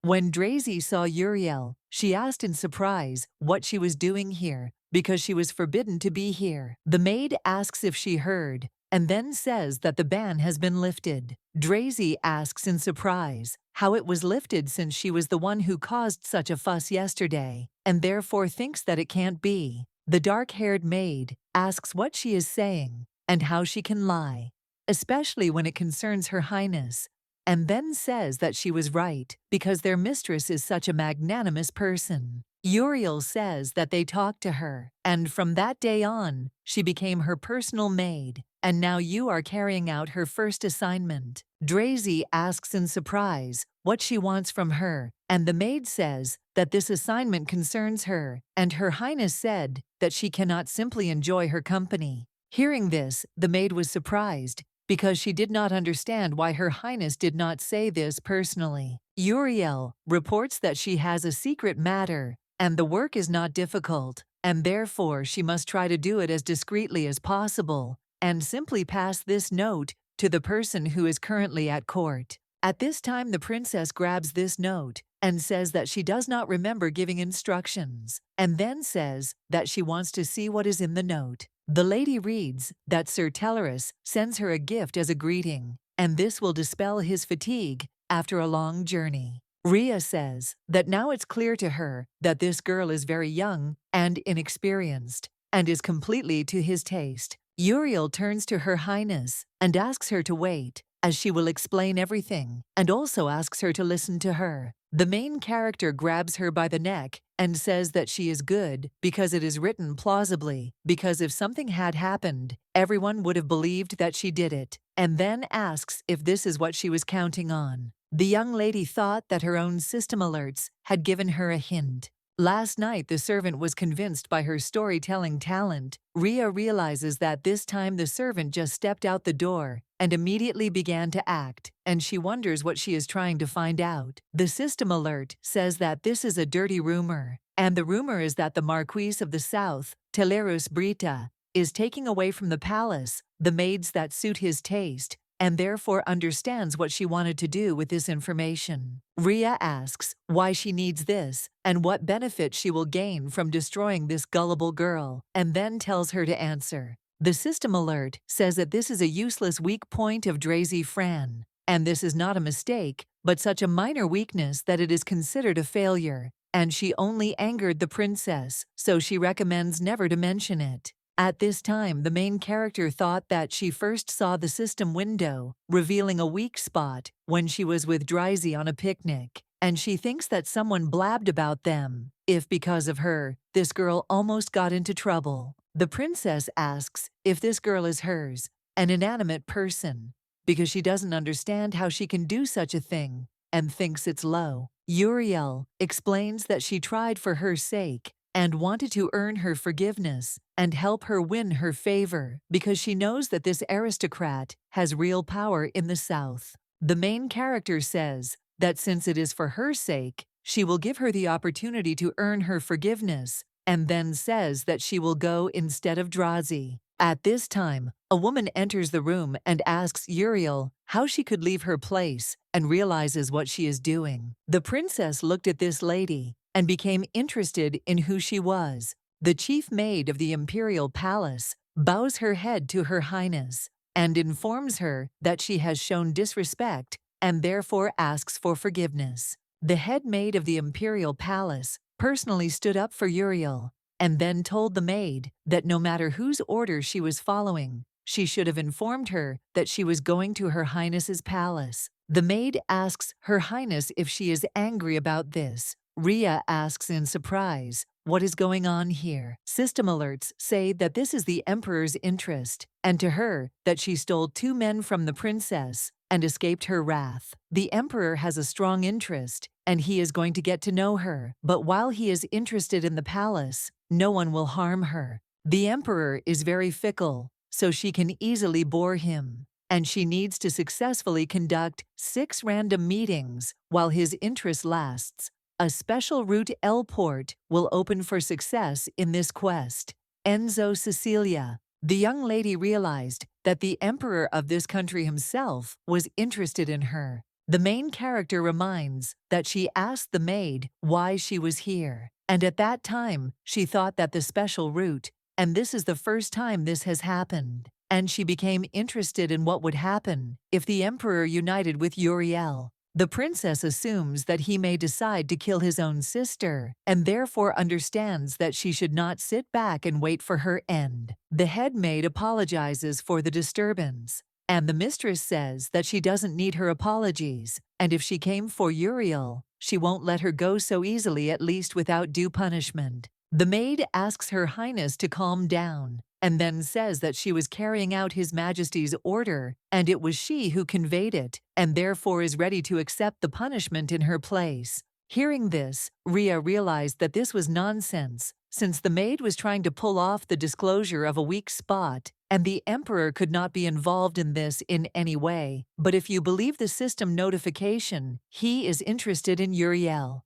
So the head maid shields her by using his name. The princess asks if she is saying that it is an order from the emperor, and then asks if she is embarrassed by the contents of the note. The lady thought that she understood what Uriel was trying to do, but she still continued to stick to her guns. The head maid says that she finds it difficult to understand His Majesty's meaning, but she is indifferent to the aristocrats on the outskirts and thinks that maybe he was trying to establish relations with him on her behalf, and then reports that His Majesty expressed a desire to meet with this maid right away. The maid believes that he will decide what to do with her, since she came to Her Highness's palace despite the ban. The princess screams and says that no matter whose order it was, it is her palace, and it is up to her to decide what to do with the people in it. And then she says that she is going to the emperor, but until she returns, no one will move from this place. Her Majesty orders the guards to take this servant and guard her until she returns, and also not to take their eyes off her. The emperor turns to Raya and says that this is a pleasant surprise. The main character looked at him and realized that everything had already been conveyed to him, and then asks if he wanted to see Uriel. Enzo thought for a moment, and then said that it was a shame, and asked if his secret mission upset her. Hearing this, the girl thought that this was a lie, because it was clear who was in charge of the head maid, and now he was uncomfortable admitting the truth because of the fear of a quarrel with her. The princess says that Uriel will not come, and he asks if she is saying that she is disputing his order, and the lady says that in the future, this girl should not be here because she forbade her to approach her palace. Well, she broke the ban. Her Majesty says that this is considered treason, and only she follows the laws of the empire. The emperor tells her not to worry, and then tells her that he will not kill her, but asks her to revoke her order. The lady asks if he will claim that it was invented for her sake, and if he finds it busy to come up with such cunning orders. She wonders if he really needs this servant so much. His Majesty agrees with her and says that he will do as she says, and the lady says that she will then take her leave, and leaving asks if he is charmed by her. The main character knows that in the game, Uriel and the Emperor were supposed to have 6 random meetings, but she understands that now none of them will happen. The system notification says that she has entered the state of imprisonment, and the event of the Emperor's call was automatically cancelled because the emperor had already changed. In the evening, the mistress tells the maid to report to her. Hess reports that she received 7 lashes. Hearing this, the princess thought that it would hurt her to walk and sit for some time, and then asked how Drazy was. She answered that she was told to rest until tomorrow, and now she is in her room. Her Majesty says that she found out where Nadrika was now, and at that time she remembered what she told him to take good care of himself in the future. Rhea decided to visit this guy, and when he saw her, he asked in surprise what she was doing in his wretched home. The lady says that since he doesn't come to her, she came to him, and then takes him away, and says that it was so long ago, and thought about how he has a warm, soft scent, and then says that she missed him. The girl pushed the guy onto the bed, and said that now she was waiting for an explanation of why he avoided her, and at that time she looked at him as he became embarrassed, and did not understand what was happening to him, because he always said that he wanted to be near her, but now it was as if he had distanced himself. Eldria offers to answer honestly why he avoids her. The guy claims that he would not dare to avoid Her Highness, and she reminds him that he has not visited her for several days. The young lady thought that because of Uriel, she herself was thinking of suggesting that they not meet for a while, but suddenly his feelings changed because she didn't look like a princess. Nadrika says that if he is a slave, he cannot desire anything. Hearing this, the lady asks why he again spoke about being a slave. He explains that he is happy only because he can please Her Highness. The guy says that this should be enough for him, and thinks that it would be impudent to show that he desires her. It is given that he may not come to the video room anymore, and at that time she realized that she again involuntarily brought him to tears. He asks if she is angry, and the lady objects and says that no, she is not angry. Eldria explains that she wanted to say that now she will come to him herself, and then asks what he will say to this. The guy says that he wants to hug her, and the girl also wants this, and then they hug each other and kiss. A man tells a lady that she was late for class today, and the girl says that he didn't even look at her once today. Rovia reports that he heard that she didn't sleep in her room last night, and asks if that's why she didn't show up on time. The princess asks if that's why he drinks until noon.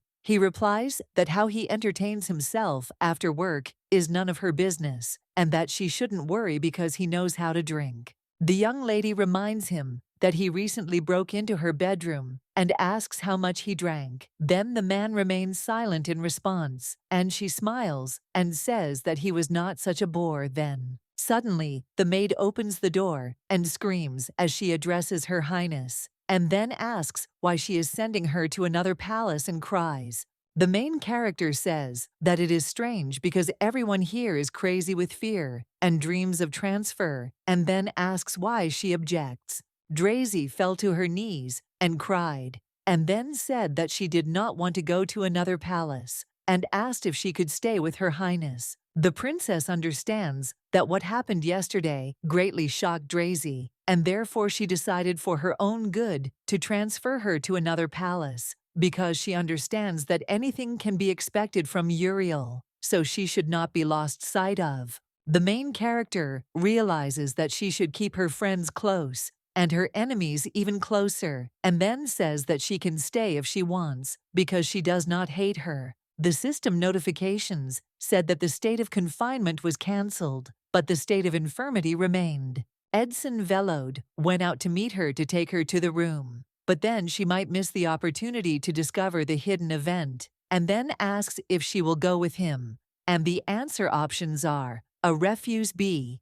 Go together, C. Ask to walk with her. Ria reflects on what she assumed that after leaving the dungeon, she would do something. The notification asks where she will go. And the answer options: A palace garden, B. Emperor's bedroom, C. Uriel's room, Rose.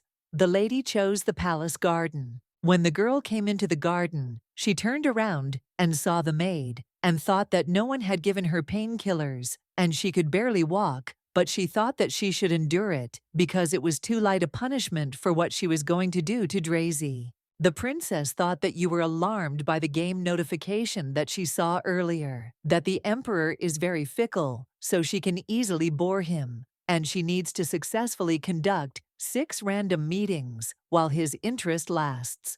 The guard informs the lady that His Majesty has just headed to the garden, and at that time the girl thought about how she had to go out in the middle of the night to scout everything out. Eldria understands that if necessary, she will have to prevent Uriel from clashing with the emperor, and she will arrange for them to collapse the system. Uriel wondered if the hidden event was a meeting with the princess, and then asked if she had come to finish her off. The main character asks in surprise why she would dirty her hands, and the maid says that she thought why she spared her, and then asks if it was because you don't want to quarrel with Prince Velod. Ria wonders if she thinks so, and therefore thinks that she can do whatever she wants. The maid asks what is holding her back, and also wonders if she is afraid that she will find out her secret. The princess comes closer to her and asks if she is afraid of her, and then says that let him just give her a reason, and if she sees that she deserves death, then get rid of her immediately, and therefore suggests that she think carefully before deciding on another baseness.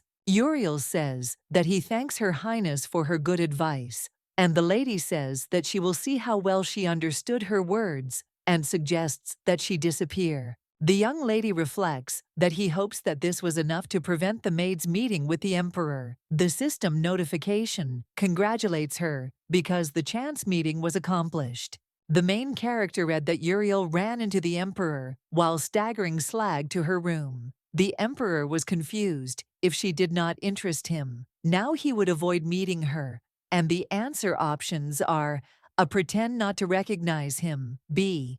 Invite him to her room, C. Pretend to faint. The girl chose to pretend that she had fainted, and the notification said that success and interest had increased. Raya thinks that, of course, who would pass by a girl who lost consciousness, but she can't imagine where this crazy speed of development of events comes from. And as if the emperor was ready to fall in love, the princess understands that she went out of her way to prevent their meeting. And when she read that the necessary level of interest was reached to open the route, she realized that all her efforts were in vain. The young lady is thinking that it is too early to give up, because there are still 5 meetings before the route is fully opened, and she wonders what if she should fight not with Uriel, but with those who are behind these system notifications. When the lady woke up, she realized that it was already morning, and she had again spent the night without sleep, and suddenly saw a bird, and then went up to it and asked where it came from. The girl saw that the bird had something tied to its leg,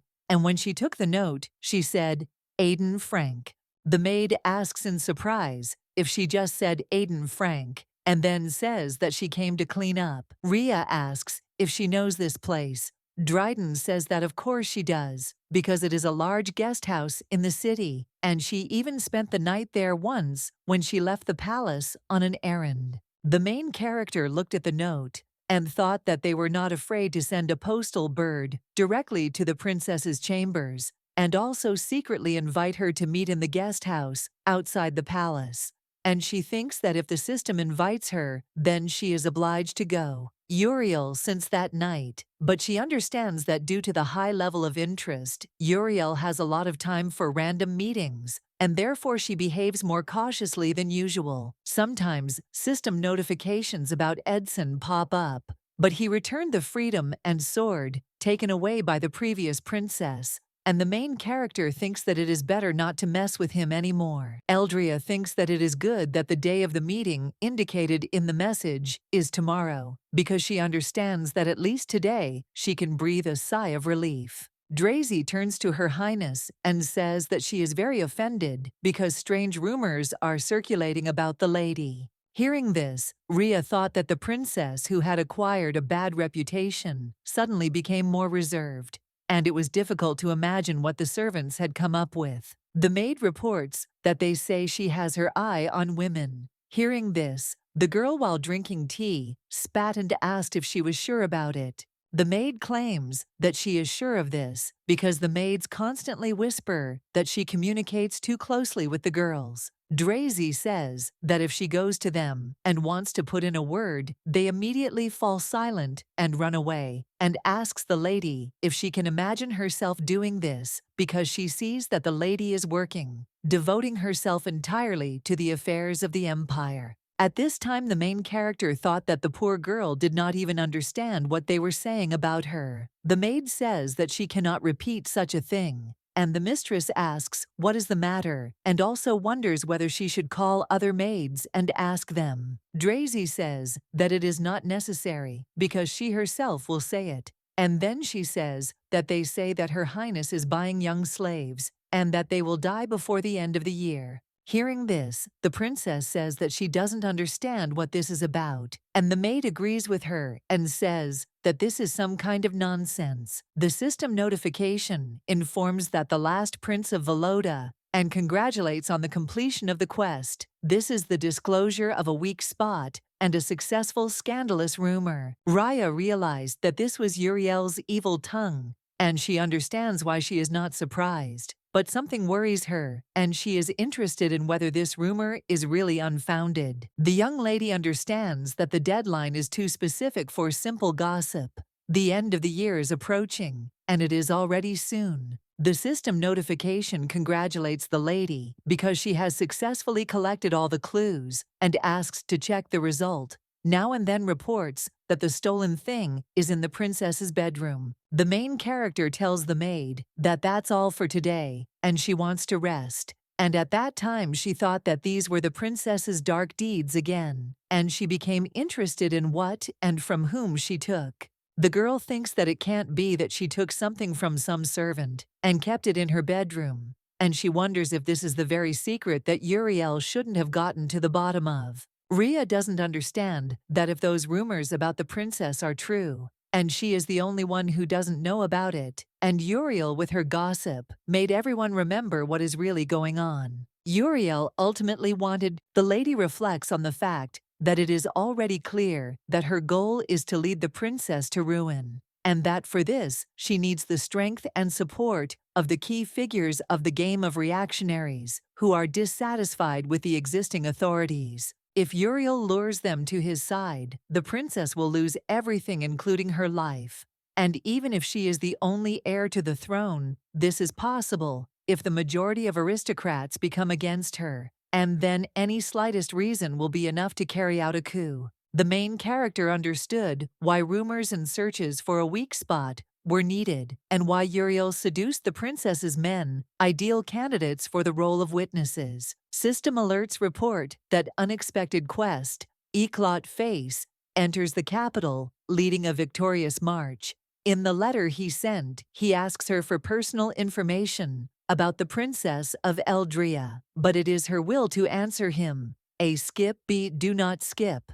Rhea realized that Eclot Faces returns the man who corresponded with Uriel and collected information about the princess. The girl does not understand whether she will be able to miss and avoid a new threat. The maid turns to Her Highness and asks if she called her. She offers her to come up and asks Drazy in surprise why she is in her outerwear and if she wants to go for a walk again. The lady informs that she is going outside the palace while she is gone. Then Drazy must make sure that no one enters. The girl came to the house and thought that this was the place indicated in the message, and this is the Aiden Frank Inn. The woman meets the lady and greets her, and then asks for forgiveness for calling her here in such a disrespectful manner, and then says that she followed her. At this time, the main character thought that if she hadn't shown up today, who knows how else they would have tried to contact her, because she believes that sooner or later they could have revealed themselves, and she must see with her own eyes who they are and what dark deeds connect them with the princess. In order to understand what to do with this next, the lady with green hair tells the owner that she brought her, and the gentleman screams and says that it is an honor for him and that he hasn't seen her for a long time, and then asks if she has probably been waiting for her for a long time. Raya doesn't understand what's going on here,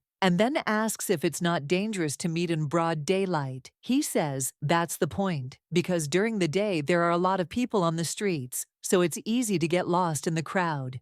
Knowing how fierce the guards are these days, especially at night, the princess says that he was not chatting and got down to business. The man smiled and said that judging by her tone, she had already run out of medicine and must have suffered greatly. Hearing this, the main character was surprised, and he says that even if she insists, he is powerless to change anything, and therefore suggests not to worry because their guys were supposed to deliver him to the palace. The man asks if she knows that everything should happen in accordance with the policy and the company, because they send messages, and she comes at the specified time. Ria reflects on the fact that the princess has enormous power, and if she needed the medicine so much, she could easily get her hands on it. But everything is not so simple, because the supply is organized secretly, and if the supplier is exposed, the princess remains in the shadows. The girl thought that they called her to this place to get a receipt for payment,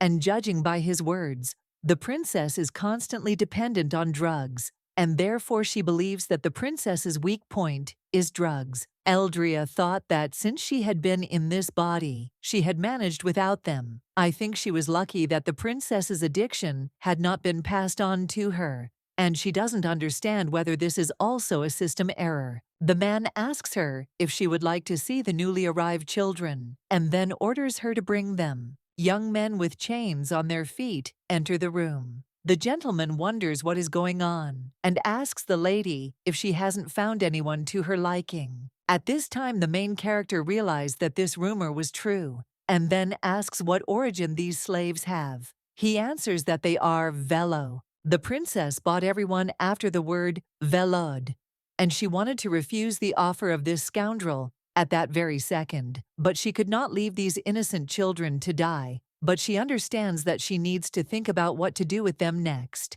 The man turns to the lady and tells her to move away because the view is blocking his view. Hearing this, the girl does not understand what the commotion is about, and she wonders why there is a crowd of people on the street early in the morning. Suddenly, the main character heard a cry that the nightly order of their empire had returned, and Ria realized that they were already here, and she thought that they would arrive only tomorrow. The crowd screams and says that the hero who brought them victory is Iklot Faises, and they joyfully greet their winner. At this time, the princess realized that she needed to urgently run to the palace because she had to be there before this man appeared. The maid tells the master that he cannot enter the princess's chambers, and he asks in surprise why and also wonders if she said that she does not want to see him. Iklot asks the head maid if the mistress has ordered anything to be conveyed to him. The assistant turns to the master and asks if he can then go to an audience with the emperor, since he is waiting for him. Iklot objects and claims that first he wants to see Her Highness.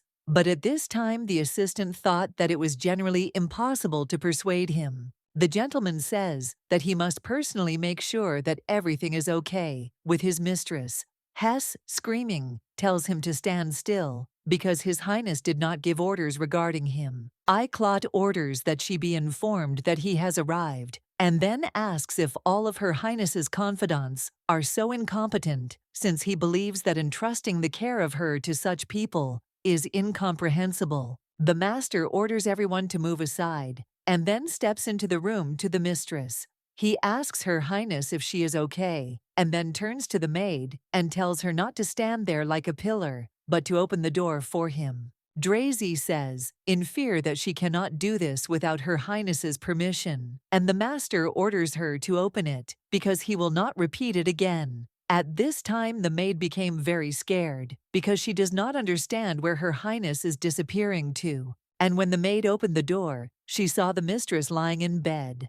At that time the main character thought that she barely made it in time, and luckily Drazy, who was nimble, quickly changed her clothes. Iclot kneels and greets Her Highness, and then says that he is pleased to report that her orders have been carried out. Hearing this, the main character thought that it was him that the princess wanted to get rid of by sending him to war, but he was a man who did not die and returned as a hero. The lady gives her hand, and he kisses her, and at that moment, she thought that she had never experienced anything like this, and now she understands that he is that very Iclot faces. The girl does not understand how he can kiss the hand of the woman who sent him to his death and then say that he is alive. And the man says that this is true because he returned to her. The princess thought that she had never met a man with such a determined and powerful look, and then said that it was good that he had returned. In the evening, Nadrik looked at the lady and does not understand what is wrong with her, and then asks if she is upset about something. She asks if she looks like this,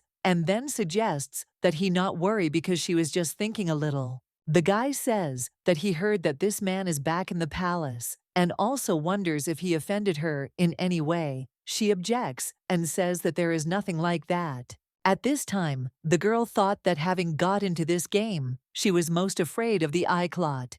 Information about him was contradictory, and it was completely impossible to understand what kind of person he was, but she assumed that he had every reason to hate the princess. Raya thought that maybe she was wrong, because when she met him in person, she didn't feel any hatred or contempt in him, but she wondered if she could trust him. Iclot informs the lady that there is a traitor in the palace, and he must be exposed as soon as possible. Hearing this, the main character does not understand who he means, because there are a lot of dangerous people here, and Iclot asks to let him take this task upon himself. Her Majesty asks what he is going to do, and the man clearly answers that there is a traitor in the palace, and he would like to expose him, but he needs her permission. At this time, the girl thought about what she asked him, what he would do with the traitor when he caught him, and did not understand what to answer him. But she became interested in whether it was possible that this was a new intrigue conceived by him, together with Uriel. Rhea reflects that it looks like she will never find out anything if she doesn't agree with him now, and then says that he should do as he wants. The man says that he will immediately start searching. The main character thought that now she is in a dangerous situation, and rumors about buying slaves that turned out to be true about drug use, but she understands that if Iclot takes her side, the situation could change radically. Eldria asks Nadrico what he knows about Aiden Frank. Hearing this, he asks in surprise what she is talking about, and the lady says that then maybe he knows where she secretly went from the palace before losing her memory. The guy says that he knows, because sometimes she went to get medicine, but he doesn't know where. The lady asks if he took them with her. The young man objects and says that she didn't give them to him. Hearing this, the lady thought that at least one piece of good news, and the guy offers her to listen to the fact that today their lips have never touched. Hearing this, she kisses him. Rhea tells the young man how good it is that he exists, because he is her consolation, and at that time, she thought that when she sees him, her worries disappear. However, she would like to quickly find out what Iclot has planned. The next day, Iclot approaches Her Highness and says that he has evidence that she was spreading personal information about her. Hearing this, the lady thought that it must be one of the letters that Uriel sent him. The man says that he ordered the knights to check the notes made by the servants, and after checking the handwriting, it turned out that it was her. Eclat is reported to have been trying to get close to him, as Her Highness's concubine, for a long time, and apparently she wanted to use him to harm her, and also gave out information about her. Hearing this, Uriel screams and says that he himself asked her, and the master says that as soon as she orders it, he will immediately execute her. Hearing this, the princess was surprised because he wants to finish off Uriel. She understands that until this day, she had many opportunities to get rid of Uriel, but until now she managed to deal with her without bloodshed. The lady understands that in addition, despite her machinations and treachery, she cannot finish off Uriel because it is unknown what will happen to this game after her death, because she understands that with her death, the game will end and she will be stuck in this world forever. The main character does not understand why not a single system notification warned Uriel that she would be captured and brought to the princess for interrogation. And she began to wonder if this situation was not planned by the game. Eclat turns to Her Highness and asks what worries her and who she is afraid of, and then promises that there will be no peace for the one who brings chaos to her soul, and then swears that he will relieve her of any anxiety, even if it is absurd or inexplicable, and he will take on any responsibility. Hearing this, the girl thought that it was incredible, because she didn't expect that he would do anything for her, and her soul suddenly felt so calm. The man claims that he will protect Her Highness and let her trust him, because she is his mistress for whom he is ready to give his life. Eldria informs Uriel that she is banished from the palace forever. Upon hearing this, the maid turns to Her Highness and asks to allow her to justify herself because she wants to explain everything. The princess says to make a description of her and pass it on to the guards so that they do not let her into the palace under any circumstances. Uriel turns to Eclat and screams, asking why he is doing this to her, since she has endured so much because of him. At this time, the main character looked at her and thought that she deserved all this, but her heart felt that this would not end. System notification informs that the border knight has failed the quest, and a penalty has been set for the route Eclat. Faces is completely closed because a bad reputation appeared, and she was expelled from the palace, but the state of exile remains. Rhea thinks that this was definitely the decisive moment. Eclat asks Her Majesty if he can ask her a question. Well, a knight enters the room and addresses His Majesty, and then asks for forgiveness because he did not know that he was with His Highness the Princess. The young lady asks what His Majesty asked to convey. He says that he was ordered to immediately bring Mr. Eclat because many aristocrats have been waiting since yesterday to greet him. Hearing this, the main character realized that the emperor was probably informed that Eclat had captured Uriel and understood that soon it would be known about her exile, so there was no point in delaying this moment, and then ordered to go to His Majesty, because she will be ready to listen to him at any time. You can inform us that he will return to her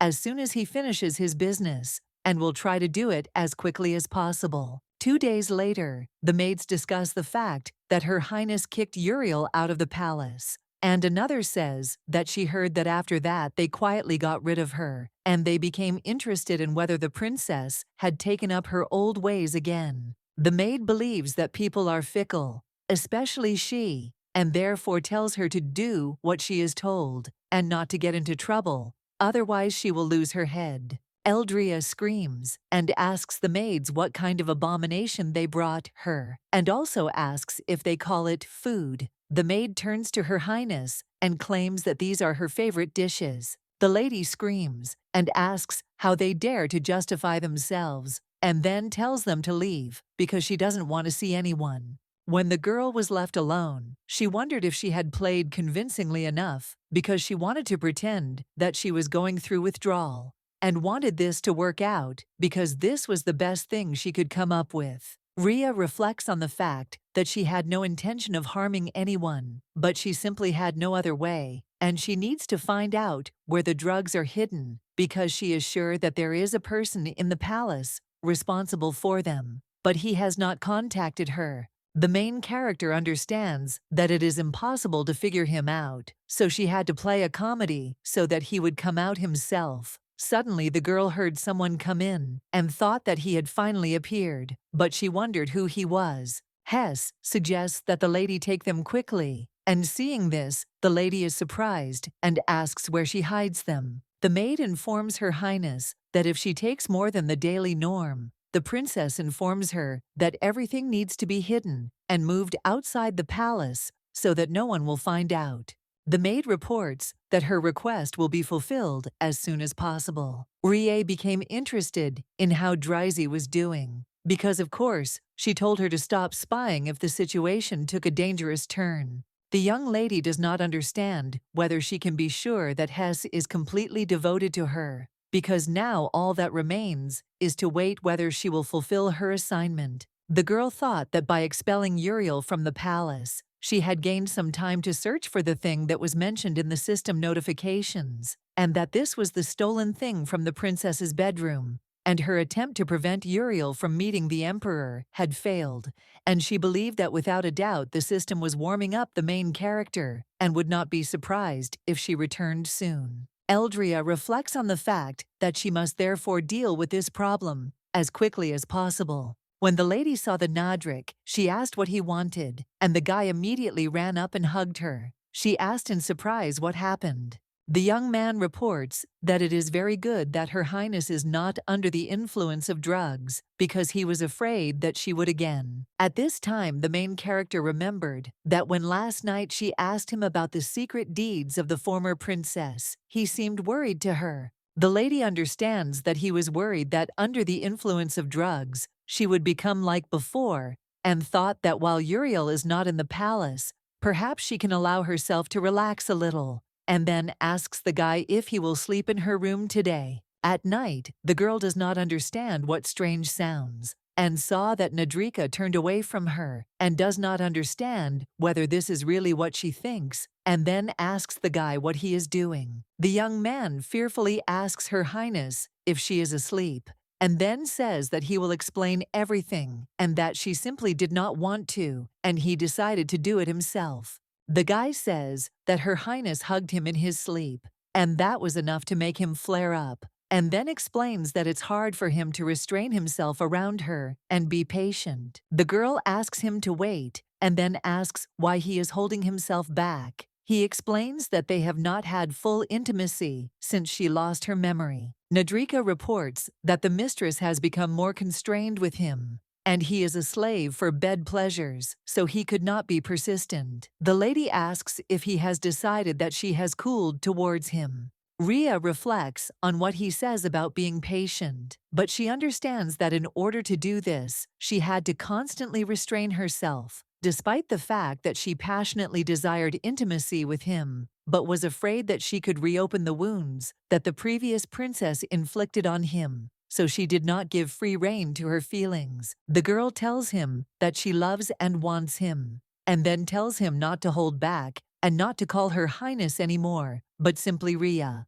And then they did it. The next morning, the guy approaches the lady and tells her that she shouldn't skip breakfast, and then kisses her. The main character asks if he has forgotten his promise from yesterday, and he objects and calls her Ria. The princess reminds that they agreed that when they were alone, he would call her Ria, and she knew that she would have to remind him in the morning, and then calls him a bad boy. Nadrika explains that he is just not used to it yet, and she says that if he forgets again, he will suffer a terrible punishment. Hearing this, the guy excitedly asks if she is laughing at him. The young lady understands that no matter what he calls her, it is still better than Her Highness, but she did not even think that it is not so pleasant for him when he pronounces her name. The maid asks Her Highness if she is awake, and then informs her that Sir Iclot Faces wants to meet her. She says, "Let him come in." Guy's time thought about the fact that he came back, and he is clearly a difficult character, and therefore she cannot ignore him.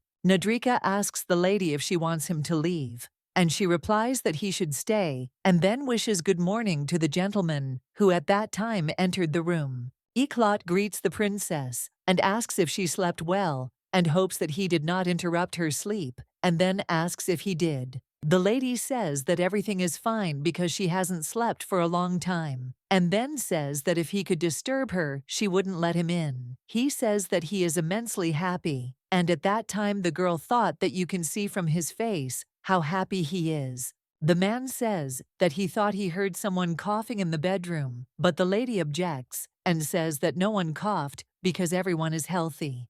Raya understands that no matter how fantastic and unrealistic this world may be, lying in bed with one lover and accepting another man devoted to her is an extraordinary situation. The princess saw that he didn't even bat an eyelid, as if he was used to this state of affairs, and then asked what he wanted to talk about. Eclot reports that he has a request for Her Highness. 7 years ago, Eclot, the only son of the late Marquis, gained great fame by defending the state borders. He proved himself to be a subtle diplomat and a talented commander. For the first time in the history of the empire, the Marquis became the captain of the Imperial Knightly Order and the main support of the ruling family. From the members of parliament in the capital to the lower aristocrats on the outskirts of the country, no one could ignore him. His appearance was a breath of fresh air in the stagnant political swamp, and there was no one in the capital who did not know his name.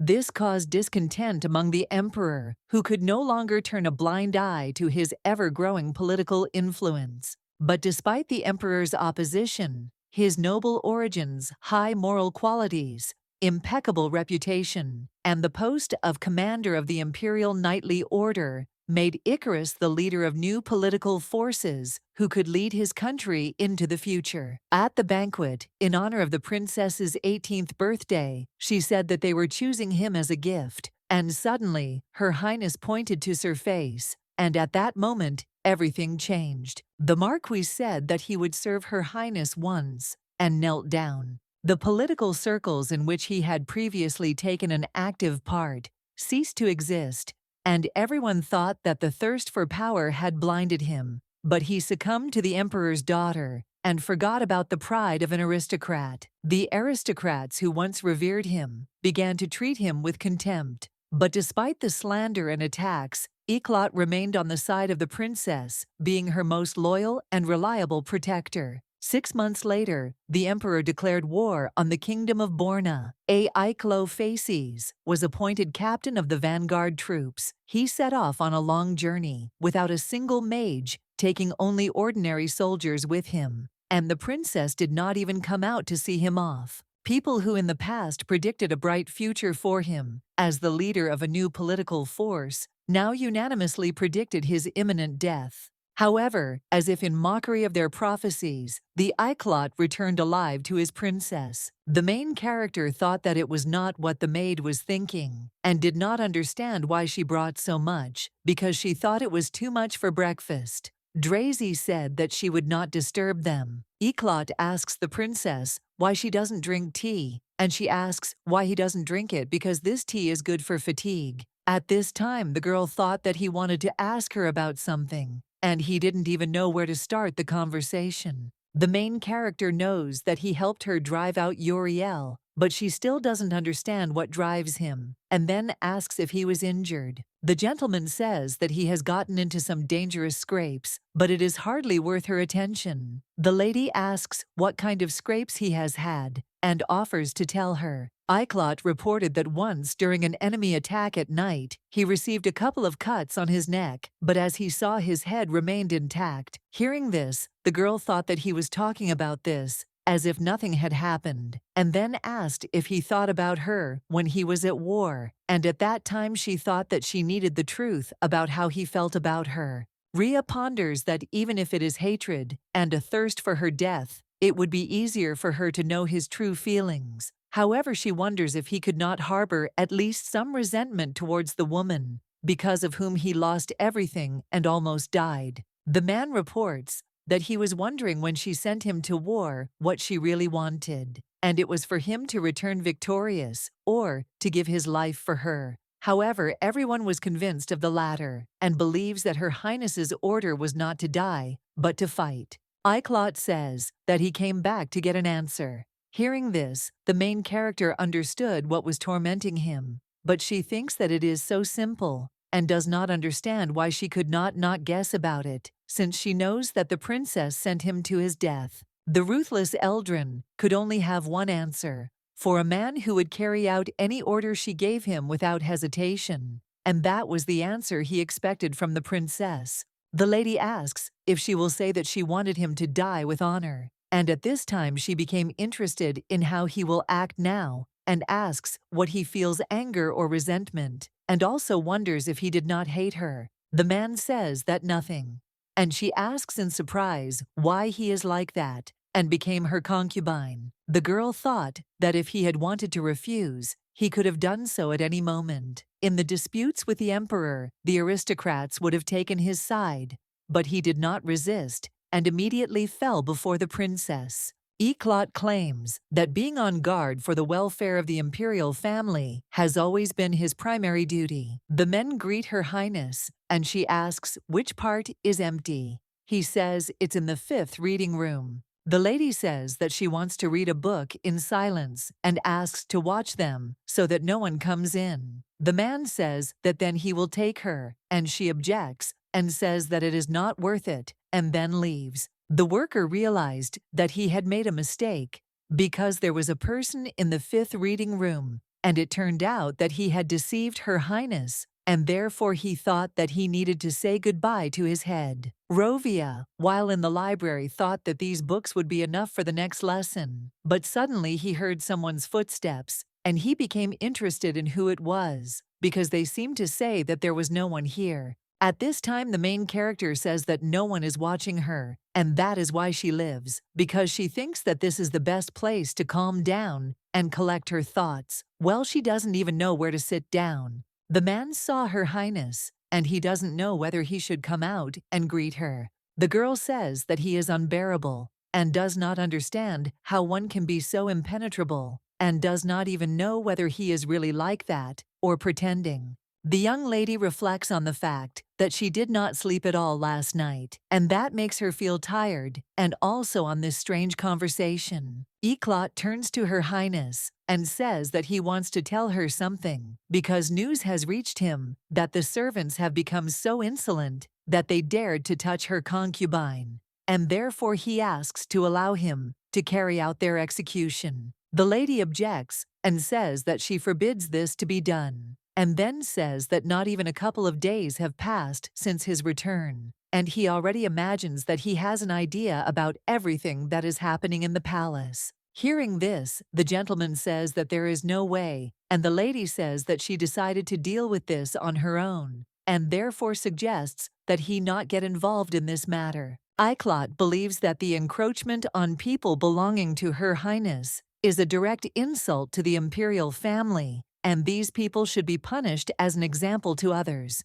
He believes that it is necessary to carefully ensure that something like this does not happen again, because these are necessary measures to maintain power and strengthen the position of the imperial family. Raya thought that he was not at all concerned about the fact that Nadrik had suffered, and he only wanted to preserve the authority of the crown, and for this murder was a necessary measure. The lady says that it is wrong to take such measures. The man says that whether it is right or not does not matter, because the only important thing is that she needs it. Eclot claims that such is the order, and that dissenters are sent to the scaffold without delay, and the faithful are rewarded for their loyalty. The man says that Uriel has committed treason against her, the emperor's sister. The princess says that she has already been expelled from the palace, and then asks if that is not enough. The Marquis asks what if this woman finds out her weak spot, and then says that only she should order because he will quietly solve this problem. The main character wonders if it is unfair that she did not execute these people, and Uriel, but sent his loyal man to the crown, to certain death. The lady says that she didn't do anything to this stupid girl, but simply drove her away, and asks if he thinks it's suspicious.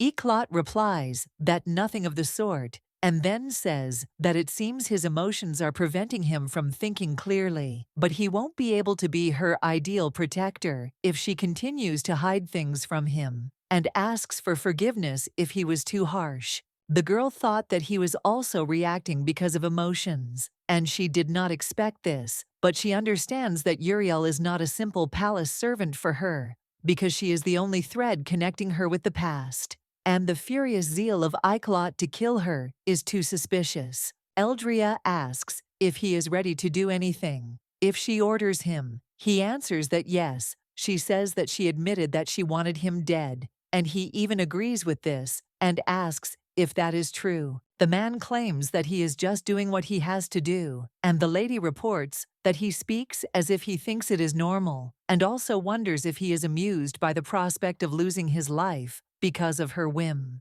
Ikelot states that being a vassal to the imperial family implies unquestioning loyalty, and he has no reason to doubt her decisions, and then claims that he is being completely honest with her about this. Hearing this, the girl became interested in whether he himself understood what he was saying, because she wanted to apologize to him instead of the previous princess, and whatever the reason, she believed that the order given to him was unfair. Raya thinks that he apparently believes what he says, and therefore she has nothing to ask him for forgiveness for, and says that she no longer wants to hear about their punishment, and suggests leaving. He believes that since this is His Highness's wish, he will take his leave for today. The princess reflects on the fact that she is not the one to whom he dedicated his devotion, and for whom he agreed to risk his life in the war. But this thought makes her anxious, because she understands that one day he will draw his sword and point it at her.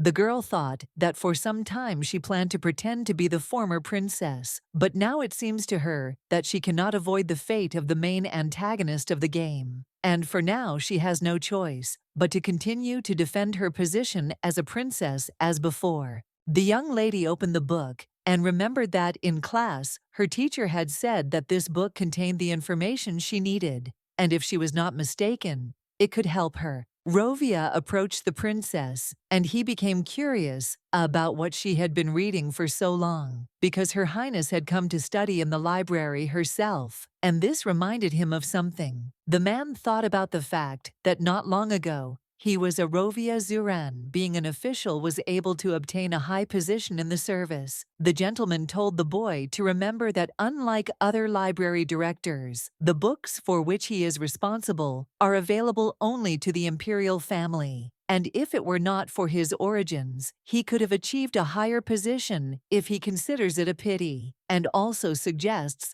that he work hard in his new position. For centuries, high-ranking aristocrats and their children, associates and houses associated with these concentrated all power in their hands. Such not very noble aristocrats from the provinces like him did not have the opportunity to achieve high positions. The guy does not understand what is the point of talents if they are not used, and so he is stuck in this place without the opportunity to reveal himself. The man gradually became bored with his work, and on one of those dreary days, the princess saw him and said that she was glad to meet him. This whispering voice called him by name, but he belatedly opened his eyes, and there was no one in front of him, and this was his first meeting with her. Rovia turns to Her Highness and then says that it would be awkward if anyone saw her sleeping, so he decided it was better to wake her up.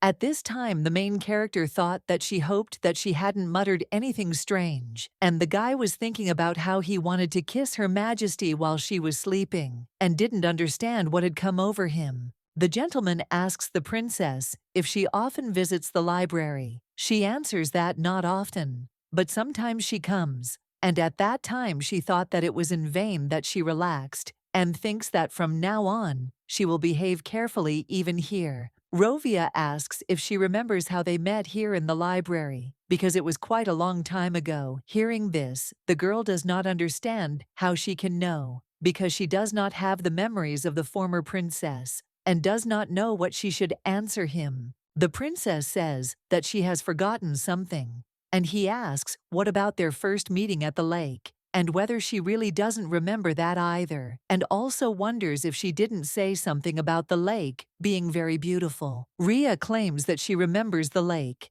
and at that time, she thought that she couldn't continue saying that she doesn't remember anything, and thinks that she needs to quickly change the subject before his questions become a problem. The main character says that she is hungry and asks if he will join her for lunch. Rovia, sitting at the table, says that he thought they would be alone, and the lady says that she thought it would be wonderful to have lunch together. And at that time she realized that she had completely forgotten that she had already invited Nadrika, and thinks that she should not take her words back. However, she did not expect that there would be such a tense atmosphere between these two. The princess says that she has been thinking about it for a while, and turns to Rovia and says that he should learn to behave more kindly with others, because she understands that he starts to get angry, even when there is no reason for it, and suggests working on it. Rhea asks Nadrik if it is true, and then says that he thinks so too. The Marquis says that this is enough and offers to eat.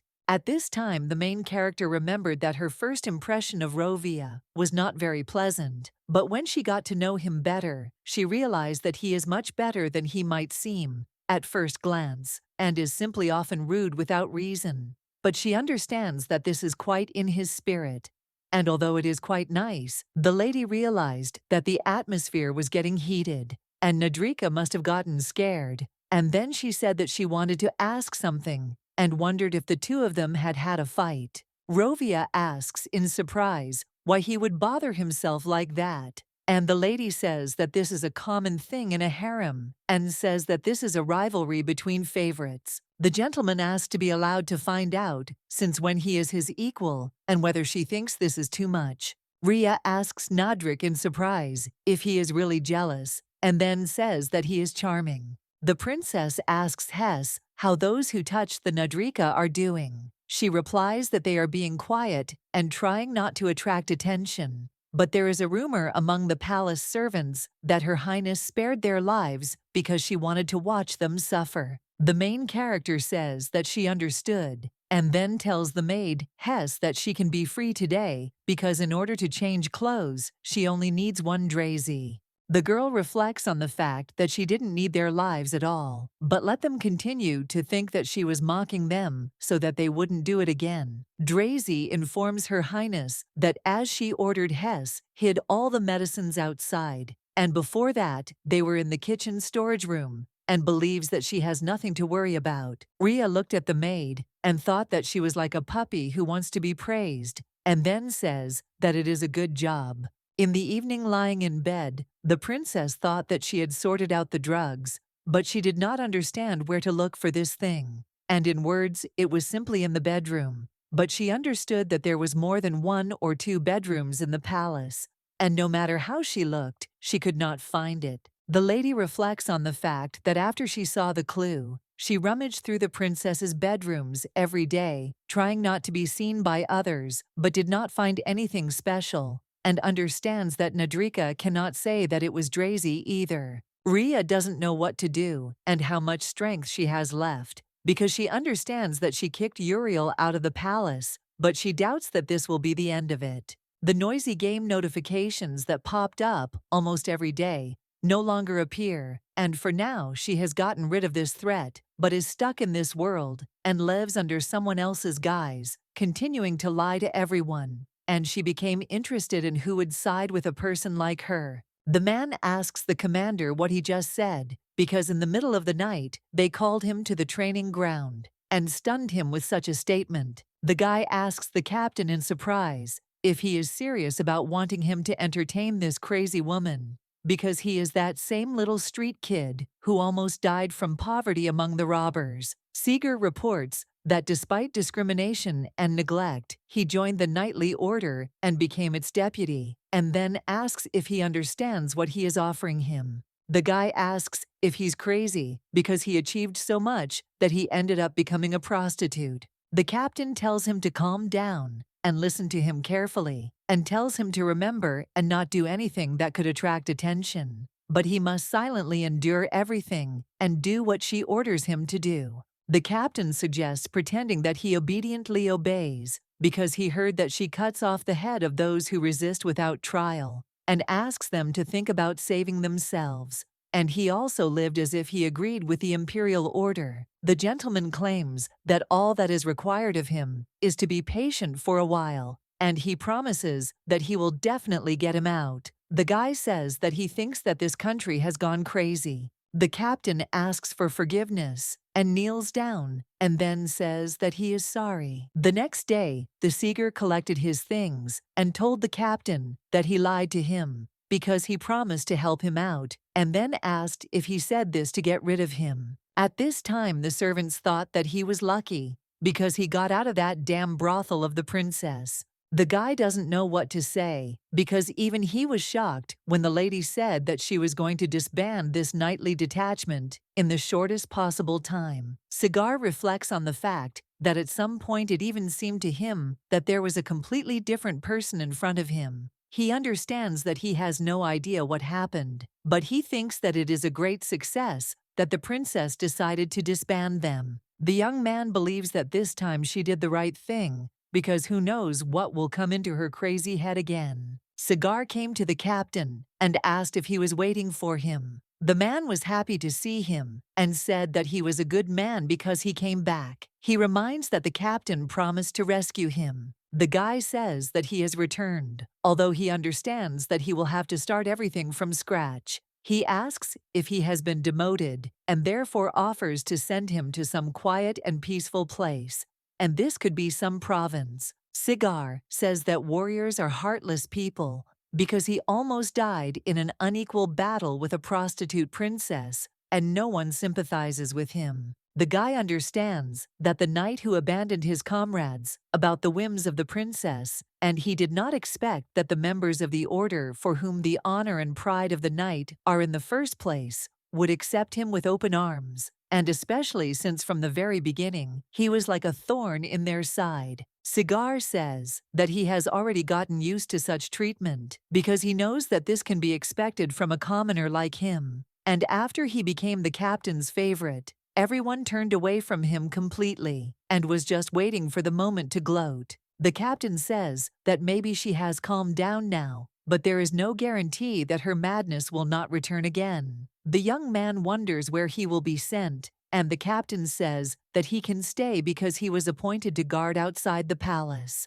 Hearing this, the guy asks in surprise if this is the same one who patrols those towers with spires. A few days later, the boys ask the mistress if they can come in. She says that they have been washed and fed, and now at least look like people. Then the mistress tells the maid to prepare them for training as palace servants. The princess says that they must be interested to know why they were brought here, and then says that she wants them to try to get used to this place and adapt to the local order as soon as possible. The lady says that she gives them the opportunity to live in this palace and work honestly. The guy asks in surprise why Her Highness left them. Rhea promises that she will make every effort to ensure that nothing bad happens to them. Rovia entered the room and asked her if she thought she was acting like a child because she thought it was unwise to buy slaves just out of sympathy, and then said that first of all it was illegal.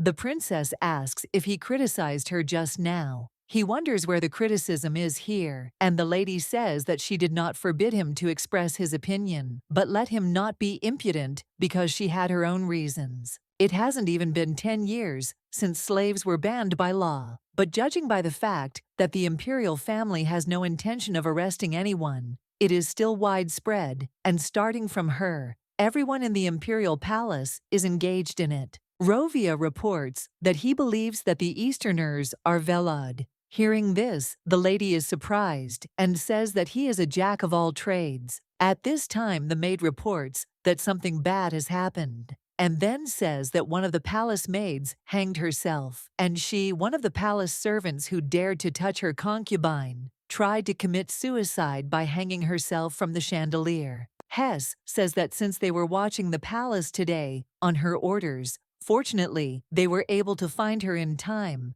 and now her life is not in danger. At this time, the princess thought that it was good that she had taken precautions because she had received reports, but after talking with the iClot, she increased her surveillance of what was happening in the palace. The main character understands that if it weren't for her decision that MAID could have been found dead the next day. Drazy asks Her Highness if everything is okay with her, and the lady asks if she looks okay. Rhea thinks that this is the princess's new entertainment, and she is deliberately torturing them. And once she has had her fill of their suffering, she will kill each one without blinking an eye. And she understands that this is how she looks in the eyes of the palace servants. The lady reflects on the fact that she knew about these rumors, but did not stop them because she hoped that out of fear of death, they would not cross the line of what was permitted again. However, it did not end with just rumors, and everything came to the point that the objects of the gossip that arose began to be subjected to general contempt and persecution. And as a result, these servants were separated from the rest, and this was inevitable. Among the persecutors, there were those who were so cruel that they decided to exclude them from their society forever. This continued until one young maid, who on orders from the senior servants was watching them on time, and their dirty deeds attempted suicide. The princess turns to Hess and says that in addition to those who are assigned to work outside the palace, let him catch and bring to her everyone who is connected with this and past incidents. The maid reports that some of the maids tried to escape at night, and the mistress says that she never thought that the palace was in such a mess. Hess reports that as she ordered, they caught everyone who was involved in both incidents. For these, they believe that it was her mistake because it is impossible to leave things as they are. The girl thinks that this time she must act based not on what is right, but on what is necessary. iClot thought that it couldn't be that Her Highness had decided to punish them. He turned to the servants and said that today for their crime, their right wrist would be cut off, and the wounds would heal over time, and the pain would be forgotten. The princess says that every time they look at the severed wrist, they will remember the crime they committed again and again. And then she claims that this is their retribution, and after medical assistance, she will throw them out of the palace. Her Majesty reports that in addition to this, their accomplices will be punished with 7 lashes and also expelled from the palace. iClot, hearing this, thought that he had noticed from the very beginning that Her Highness was behaving differently than before,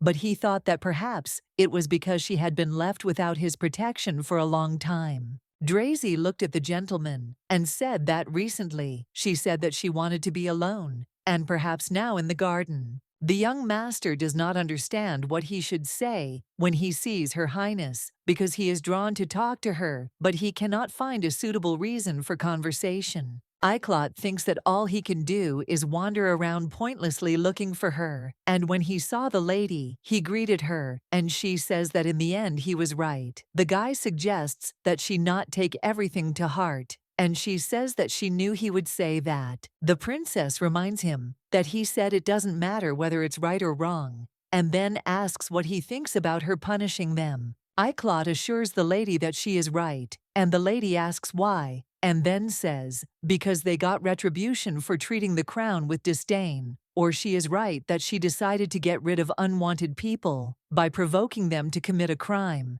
and then asks if that is not the case, and that the gentleman says that he does not see the difference, and at this time does not understand what she wants to say. The lady believes that in the first case, it is certainly their fault, and in the second case, the blame can be placed on anyone, even on the emperor. Hearing this, iClot gets down on his knees and asks the lady not to do this. The main character thought that she always considered it terribly unfair to blindly follow the authority of power and not what is right, but she understands that iClot is the person who, if he obeys, someone will devote himself entirely to him, and therefore thinks that she should try to talk to him. The princess says that she wants to ask him something, and also wonders if he will answer her question. Raya says that when the means to achieve the goal turns out to be wrong, it needs to be corrected, otherwise you can act differently and find a new means.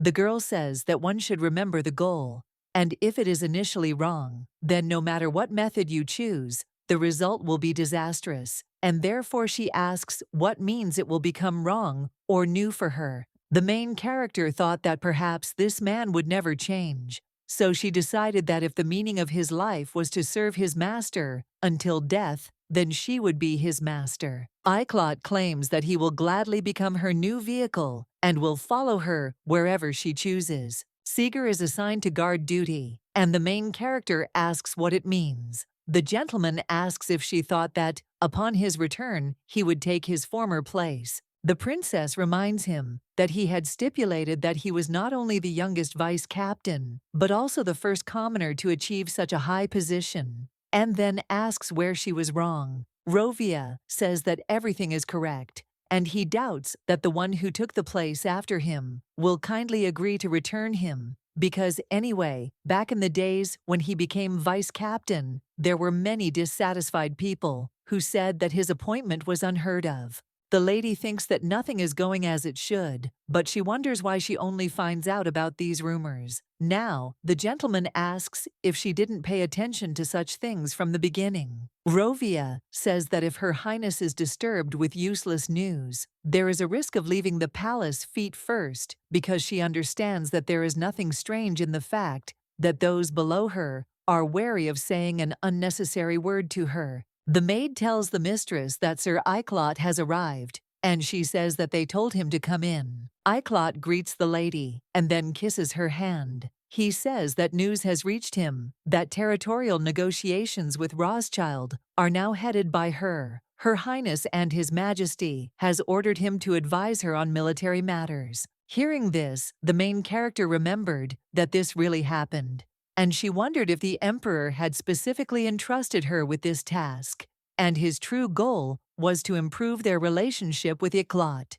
The princess says that it is not worth it because he is entitled to rest now, since he has only recently returned from an exhausting journey, and besides, she has more than enough Rovia in this matter now. The Marquis reports that for the first time he sees a man who has less pride than he does, and Iclot reports that he believes that he meant to say not pride, but conscience. Rovia asks in surprise what he is talking about, and the lady objects and suggests that they stop, and then says that she doesn't care whether they quarrel or not, but asks to choose a more suitable place and time. Iclot asked for forgiveness from Her Highness, and the main character thought that it was like a cat and a dog, and even the reactions were different. And then she asked if the captain of the knights would come to see her later. Eldria says that she also wants to tell him something, and now, as she sees it, the situation is not conducive to dialogue. The man says that he understands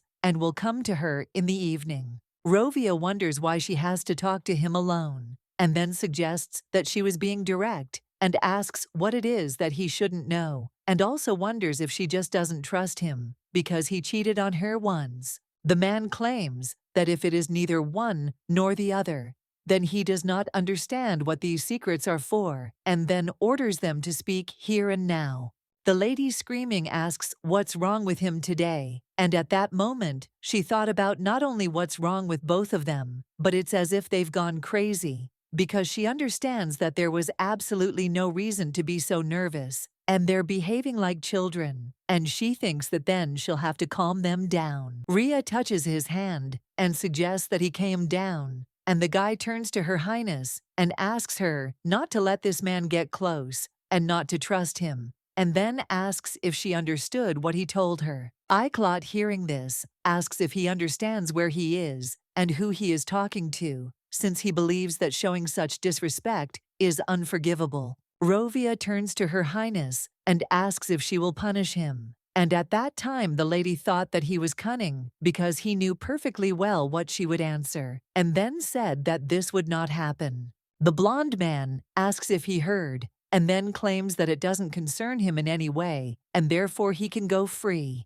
Iclot turns to the lady and says that he insists on his punishment. Rovia reminds that Her Highness said that she is not against his behavior, and therefore suggests that he calm down already. The main character orders them both to go away. In the evening, the princess informs him that he is late, and the man asks for forgiveness. She says that there is no need to apologize, and first offers him to sit down. The lady thought that it seemed to her that the distance between them was less than usual, and at that time, the man began to undress, and the girl did not understand what he was doing now, and then said that he was somehow strange. Eclot asks if she finds him awkward, and the lady says that it is not about that, but the man touches her lips, and she does not know what to do now. The gentleman asks if he can touch her highness. Hearing this, the girl is confused and asks if he is talking about a kiss because she does not understand how it is possible so immediately without foreplay. Eclot laid the lady on the bed and then began to kiss her. She objects and pushes him away from her and then says that it seems he misunderstood her and asks if he is going to sleep with her now. Initially, Rhea was afraid that he would want to despise her in revenge for the fact that the princess sent him to war, but in reality it turns out that everything is different. The man claims that he is following her orders. She asks if this means that he is not doing this because he wants to, and also wonders if this is his desire.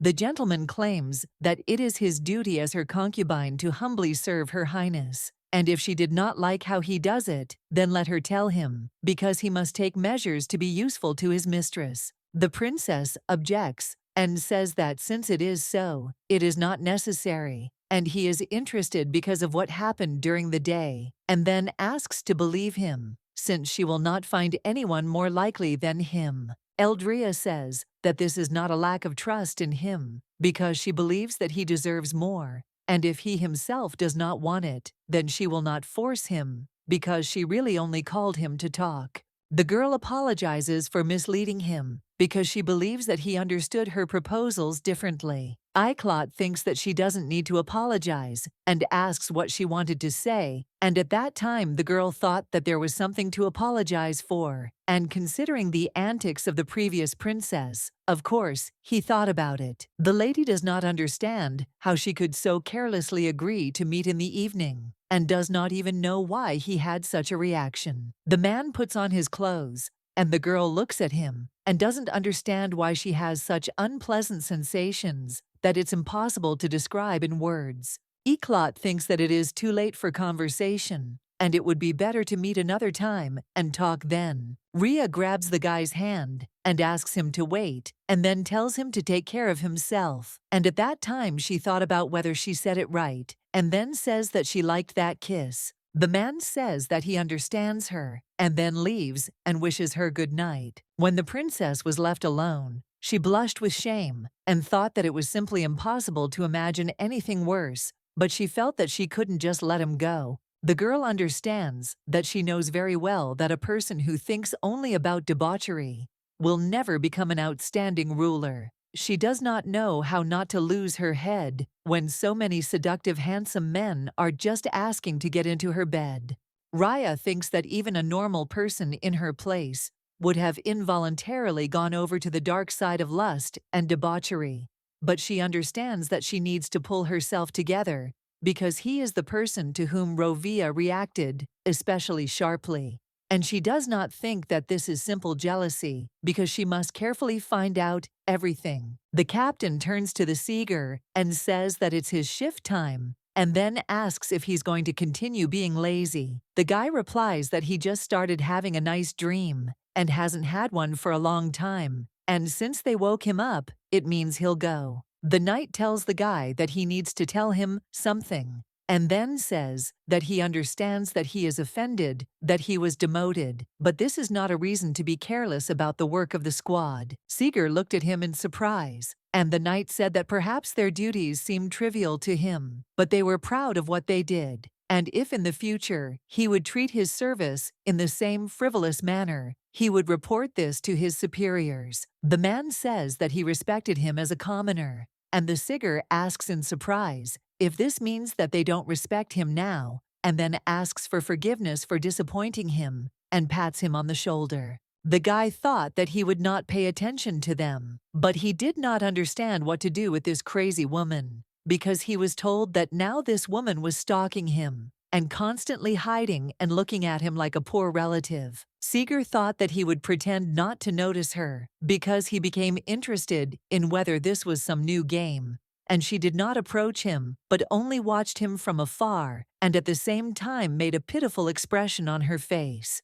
The guy doesn't understand why, but it irritates him, because of course he knew that this woman was crazy. But he thinks that she's completely gone crazy, because he doesn't know what she wants from him. The head maid tells the maids to hurry up, because everything needs to be prepared as soon as possible, and the curtains in the hall also need to be changed for new ones. The mistress asks if they have enough food for the banquet, and asks if they should replenish their supplies. Drazy thought that this was her first time preparing for such a celebration. Hess turns to her and says that he sees that she is in a good mood. The maid agrees with her and then tells her that tomorrow they will hold a banquet here to celebrate the victory, and there will be lots of delicious things, and she will secretly steal a little and eat it together. Hess asks for forgiveness and says that there are relatives downstairs who are just her age, and the girl says that she is on the contrary, glad. And at that time she thought about how uneasy she was because she had been chasing her sister the last time, and she was very relieved that everything ended well. The maid tells Drazy that she apparently likes Her Highness very much. She agrees with her and says that there is no such wonderful person as their princess anywhere in the world. The maid says that she is not at all scary as they say about her, but on the contrary, she is very kind, and therefore she even lost count of how many times she treated her to something tasty and does not understand where these strange rumors about her came from. Hearing this, Hess says that she understood why the mistress is so kind, and then says that she is calm for her and strokes her hair. The maid says that since she became Her Highness's personal maid, everyone has been very worried. The girl claims that everything is fine with her, and this is the pure truth, and the maid says that she is glad to hear this, and if there are any difficulties, then she should definitely tell her, because she will help her with everything she can. Drazy asks Her Highness when they will begin preparations for the banquet hearing. This the lady is surprised and asks what she is talking about and what preparations. The maid reports that everyone has been actively busy with her since the morning and is very noisy, and then reminds them that they need to prepare a ball gown.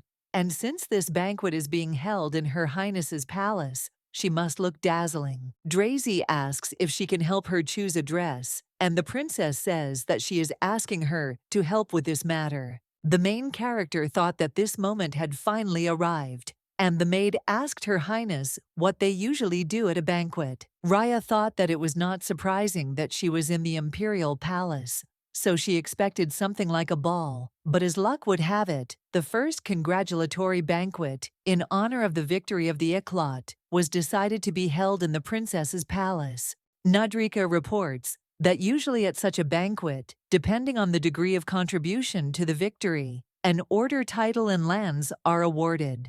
After that, the guests dance with their escorts, get to know people, and have small talk. And this is what he knows is true. The young lady understands that there is another problem. She doesn't know anyone there and doesn't even understand what to do with the dance, because she doesn't understand why such an important event is being held in the princess's palace. The girl thought that it would be better to spend it in the main palace, as is usually done. The guy asks Her Highness if she is worried about the upcoming banquet. She replies that nothing is wrong. It's just that she is already tired of the thought of having to smile all day. Nadrika says that there is no need to smile because she believes that no one will dare to utter a word of reproach to Her Highness. She asks the guy if he would mind being her escort. Hearing this, the young man was surprised, and the lady asked what was wrong, and she reminded him that he had said that people come to the banquet in pairs, and asked if that was true. Ria suggests that maybe he is embarrassed because he does not want to go with her. The guy claims that he cannot help but want to,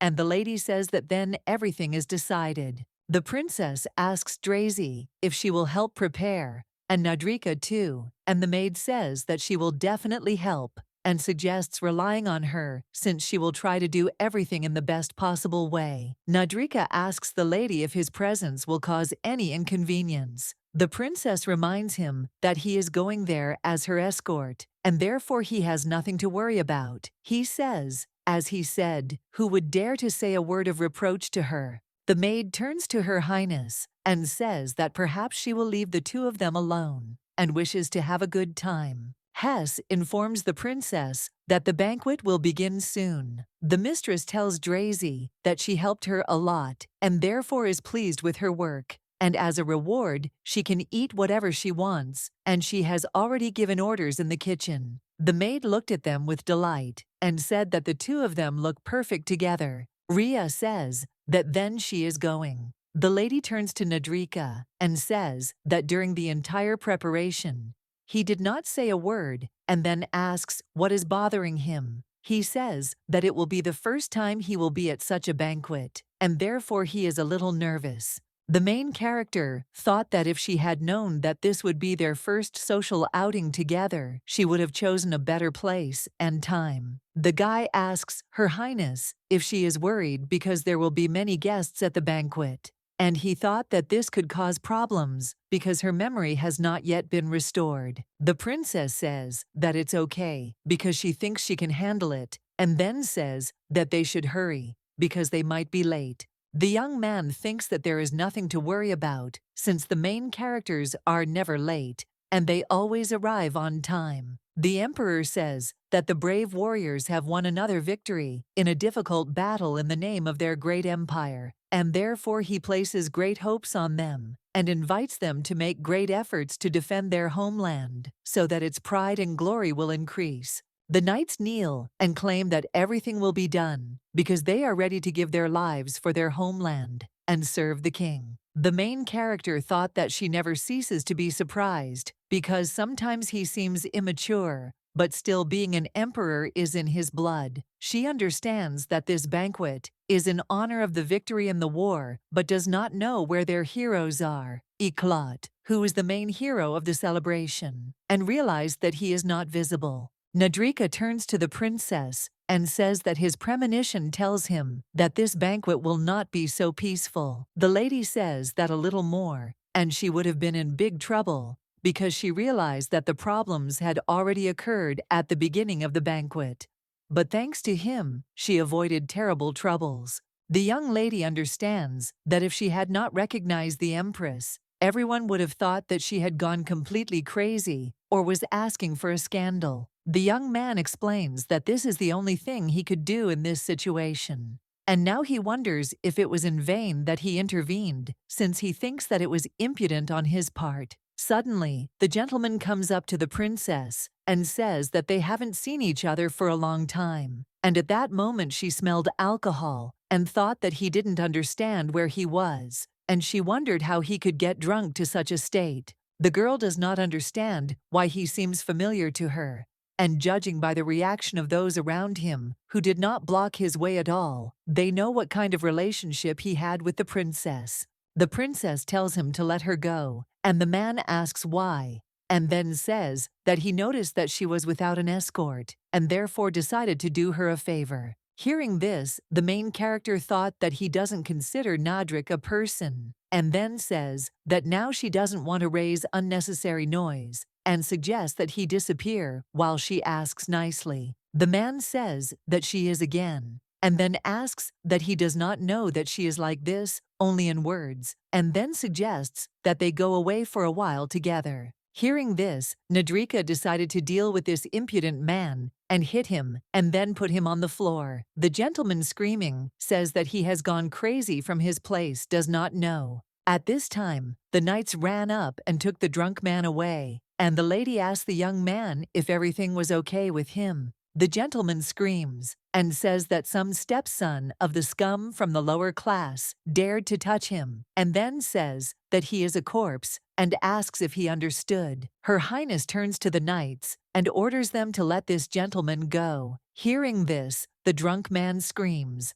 and says to let him go. Idiots, because they were told about this, and then asks how some ordinary knights from the common people will take him away and calls them impudent bastards. The princess grabs a drunk man by the neck and says that he has no upbringing at all. He asks in surprise what she is doing, and the lady suggests that he try for the first time in his life and think about it. The lady says that he shook his hips a little in front of her and asks if he imagines that she belongs to him, and then claims that he should be discerning who is worth touching and who is not, and then orders him to be taken away. Nadrika turns to Her Highness and asks if everything is okay with her, and she, in response, asks what could happen to her. The guy says he's very sorry because he made a lot of noise and put her in an awkward position. She asks what's wrong with that, she's a princess. Rhea suggests the guy to go get some fresh air because the air in this building is very heavy. The main character thought that impudent boor had ruined the whole celebration,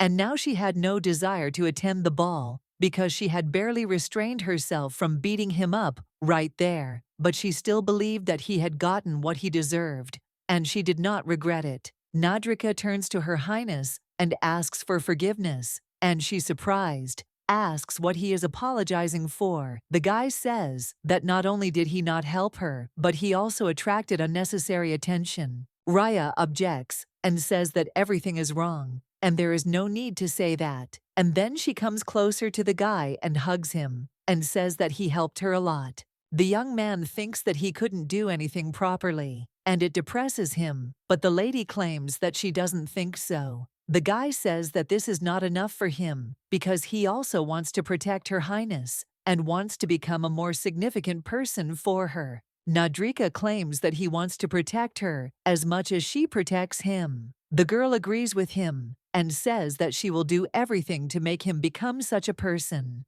The guy turns to Her Highness and claims that she knows nothing, and the lady asks in surprise what he means. He says that he'd better go get some drinks and asks if she'll drink red wine. The main character thought that her appearance here was sudden, like a bolt from the blue, but gradually she got used to life in this world and to the people who surround her and to the fact that they serve her. The girl reflects on the fact that she has fully adapted to the current circumstances, and so far she is able to cope, but she wonders what the future holds for her. Rhea knows that to understand this, she needs Uriel, but since they are enemies with her, she has nothing to do, and if she had at least a small hint. Suddenly, the princess saw that a game window had just flashed before her eyes, but she assumes that maybe she just imagined it, and she fell from the balcony because of it, but she understands that this is the second floor and she will not die. Edson grabbed the lady, and thanks to him, she didn't get hurt.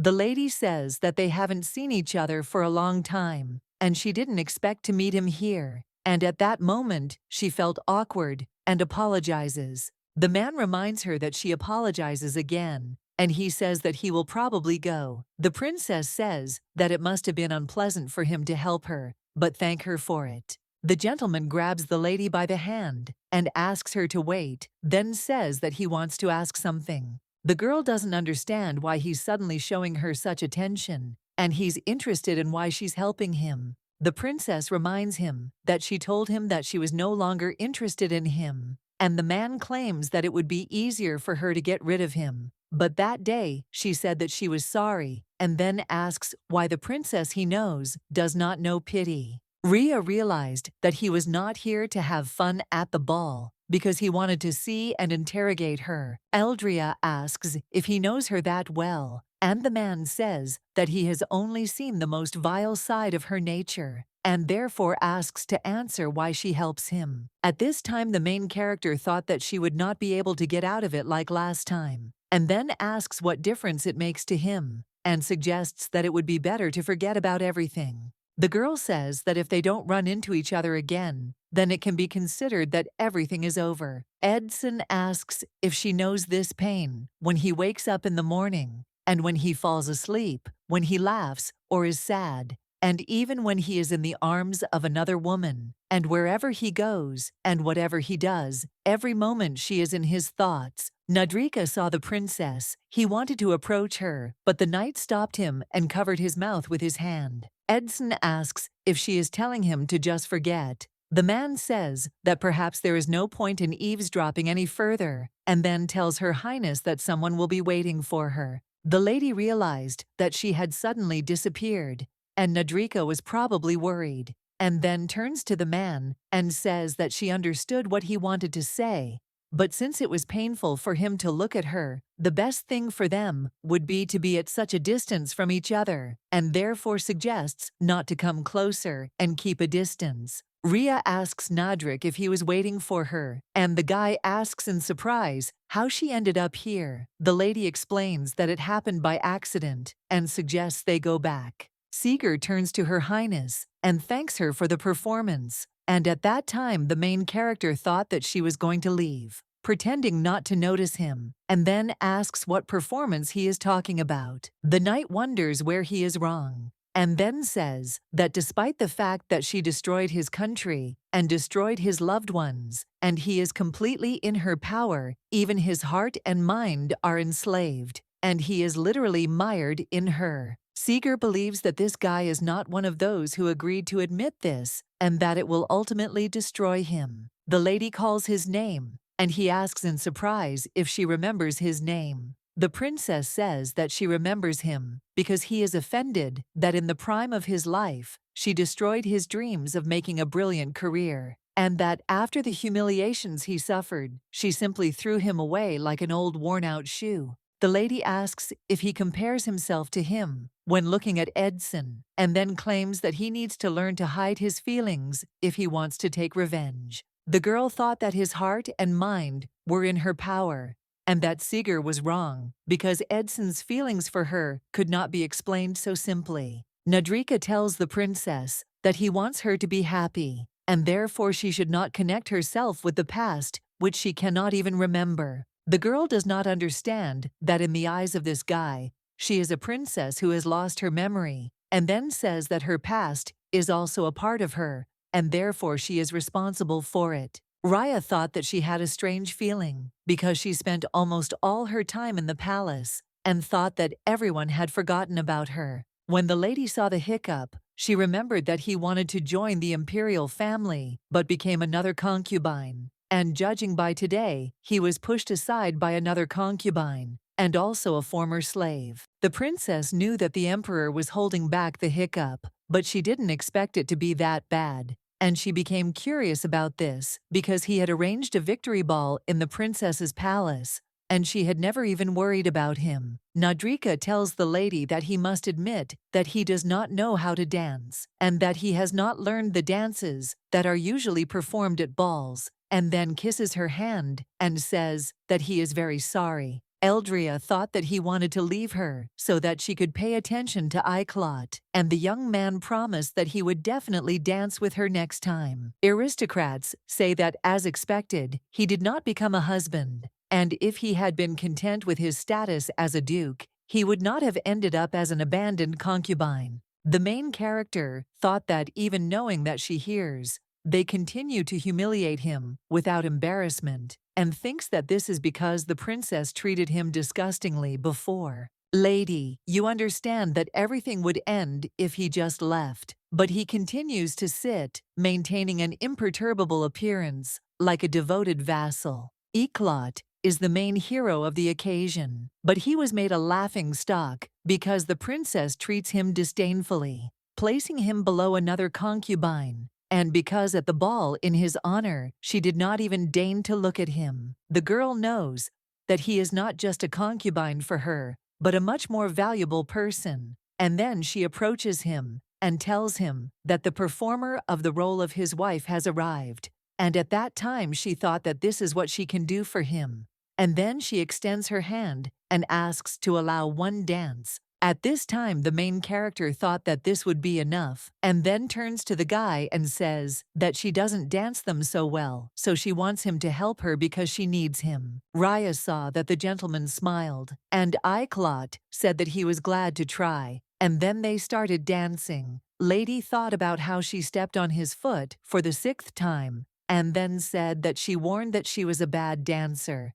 The gentleman turns to Her Highness and says that he apologizes in advance for being rude, and she says that she forgives him and then asks what rude thing he is going to do. The princess says that she feels like her feet don't touch the floor, but he claims that this is how it was intended. On the ceiling, there is a dazzlingly shining gilded chandelier, and on all sides there is a bright light of lights, and the princess and aristocrats dancing among them. And the main character realized that she actually ended up in another world. Eldria tells the master that she thought she only needed him, but she took his devotion for granted. But she believes that a relationship is not something that can be one-sided. The girl says that instead of endlessly seeking his support, she should become his support. Iklot thanks him for his concern, and then claims that she has no need to worry about him. The princess suggests calling her at any time if he has any difficulties, because she will come to him. Raya reflects on how she kept thinking about how she could sneak out of the ballroom, but who would have known that the reason would be that she had drunk too much and felt tired from it. The lady saw the Nadrik and realized that he had been waiting for her all this time. The guy asks how the ball went, and she replies that she trampled someone's feet and thinks that they must be pretty swollen. The girl thanks the young man for giving her the opportunity to talk to Iklot. He says that she was worried about him, and that is why he made such a decision. Rovia screams and turns to Her Highness and asks why she didn't come to him, and then asks if she was with him at the ball, and then reminds him that he told her not to trust him. The man says that he was waiting for her to come, and thought that she would want to ask him at least before meeting him again, and before laughing carefree with him in front of everyone. The gentleman realizes that she never showed up, and then asks if he is even allowed to do this. Rhea says that she trusts Iklot. Hearing this, the man is surprised and asks if he is worthy of her trust, and then claims that he wanted to improve and tried as best he could, but all his efforts were meaningless for her. The princess objects and says that they are not meaningless, and Rovia offers to prove it to him and go with him right now. The girl asks Nadrika if he can wait a little, and then leaves with the gentleman. The guy says that he will wait in her room. The main character looked in surprise and thought that there really was a lake here, and that this was the very lake with which the memories of the former princess were associated. Rovia says that they first met here, and the lady asks if he is proposing to arrange an evening of reminiscences. The man reminds her that she promised to prove that his efforts were not in vain. The lady reflects on the fact that every time he so ardently expresses his feelings, she feels awkward responding to him affectionately, because his feelings are addressed not to her, but to a real princess. The main character claims that this does not mean that she loves him, and he says that it is clear to him because he expected her to say so, and then takes her hand and asks if she remembers what she told him here. Rovia reports that that night she said he was too jealous and she liked it, and then he tucked a strand of her hair behind her ear. The young lady thought that this atmosphere was enchanting her, and the man at that time was stroking her and was even going to kiss her. Raya takes his hand, and he asks if he can even kiss her, and wonders if she finds him so disgusting. The princess says that he didn't bring her here for this, and the man says that there was another person with her that evening, but of the two she chose him, and he talks about Audrin, and asks if she remembers him. Hearing this, the main character does not understand what he is talking about, and she became interested in who stood between her and Rovia, and therefore assumes that the princess had another concubine. The gentleman says that she chose him, but kissed another, and he was still wondering why, and then asks if she wanted to see his despair, and asks her to answer because he wants to hear it from her. Rovia suggests, saying that she chose him because she likes him more than he does. At this time, the young lady thought that the princess, whom Rovia knows, is no longer an existing person, and she does not know what to do, and thinks that maybe she should apologize by saying that she does not remember, but she assumes that it will be better if he finally stops, depending on the princess, and he must be waiting for this answer. Rhea says that this is true because she liked him more then, and at that time she thought that she sincerely wants him to stop tormenting himself with these doubts. The girl became interested in why he was not saying anything, and thought that this was some kind of strange silence, and at that time she wanted to touch him, but he suddenly grabbed her hand. Rovia says that Audran viad Cecilia. This is the name of the previous emperor who died 12 years ago, and she could not possibly confuse this name, and she was never here with him. The man asks who she is and tells her to answer immediately. She screams and says not to touch her, and at that moment, I thought that she was caught. The main character understands that she knew little about this world and did not allow herself to relax for a minute. However, besides the Nadrika Rovia, is the person who is closest to her, and sooner or later he had to guess and assumes that this could not have happened so soon, and then reports that she lost her memory. The gentleman thinks that there is no point in saying that she lost her memory because she is a different person. Hearing this, the girl thought that he was firmly convinced of this. Rovia asks if he scared her, and Ria agrees with him and says that he is right, and then says that she is not a princess. At this time, the man remembered that when he first met her in the library, he was enchanted and soon realized that he was irresistibly drawn to her. After Rovia began courting and gained her attention, her acquaintances cast sideways glances at him, but he was still glad to see her any time. When the guy made a bouquet of flowers, he came to the lady, but the maid did not let him go because the princess was busy. The guy was sure that he would go to her today, and when he entered, he saw the lady with other guys, and so he became her concubine, or rather a nameless toy, with which she played and forgot. The man was so angry that he was ready to take revenge. At this time, the main character asks what he will do, and whether he will tell everyone. He says that he did not even think about it. The girl asks why he then forced her to reveal herself, and what does he get out of it, since she believes that he wanted to lie to get the truth out of her and then blackmail her. The guy turns to Her Highness and comes closer to her, and the lady screams and tells him not to come near her, and then takes a step back and suddenly falls out of the boat. The young lady thought about how amazing it was, how quiet it was underwater, and how alone she was in the whole world, and she wondered if she really existed, or if she had always been a princess, but because of a system failure, other people's memories had gotten into her head. The girl reflects on the fact that she is simply a system error, and perhaps her destiny is to be damaged or erased from this world, but even so she wants to live. And at this time, Rovia, without thinking twice, saves the main character. After some time, he turns to the princess and tells her that he did not believe himself that he fell in love with her, again, like a naive fool. But he was wrong because he did not fall in love with the princess. Ria realized that this was a lie, and he was trying to deceive her again, and then asked if he fell in love with her, because first, the princess, then Uriel,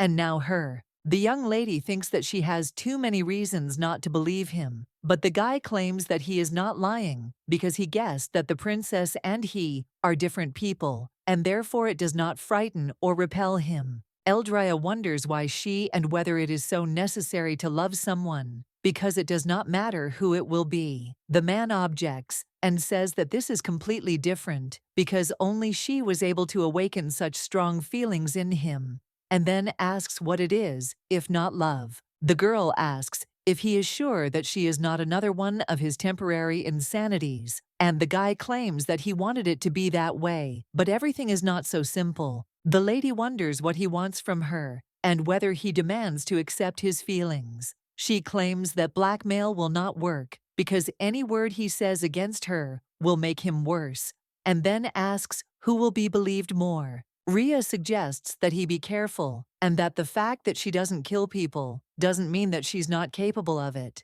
Rovia claims that she is too kind, and the lady asks what he means by that.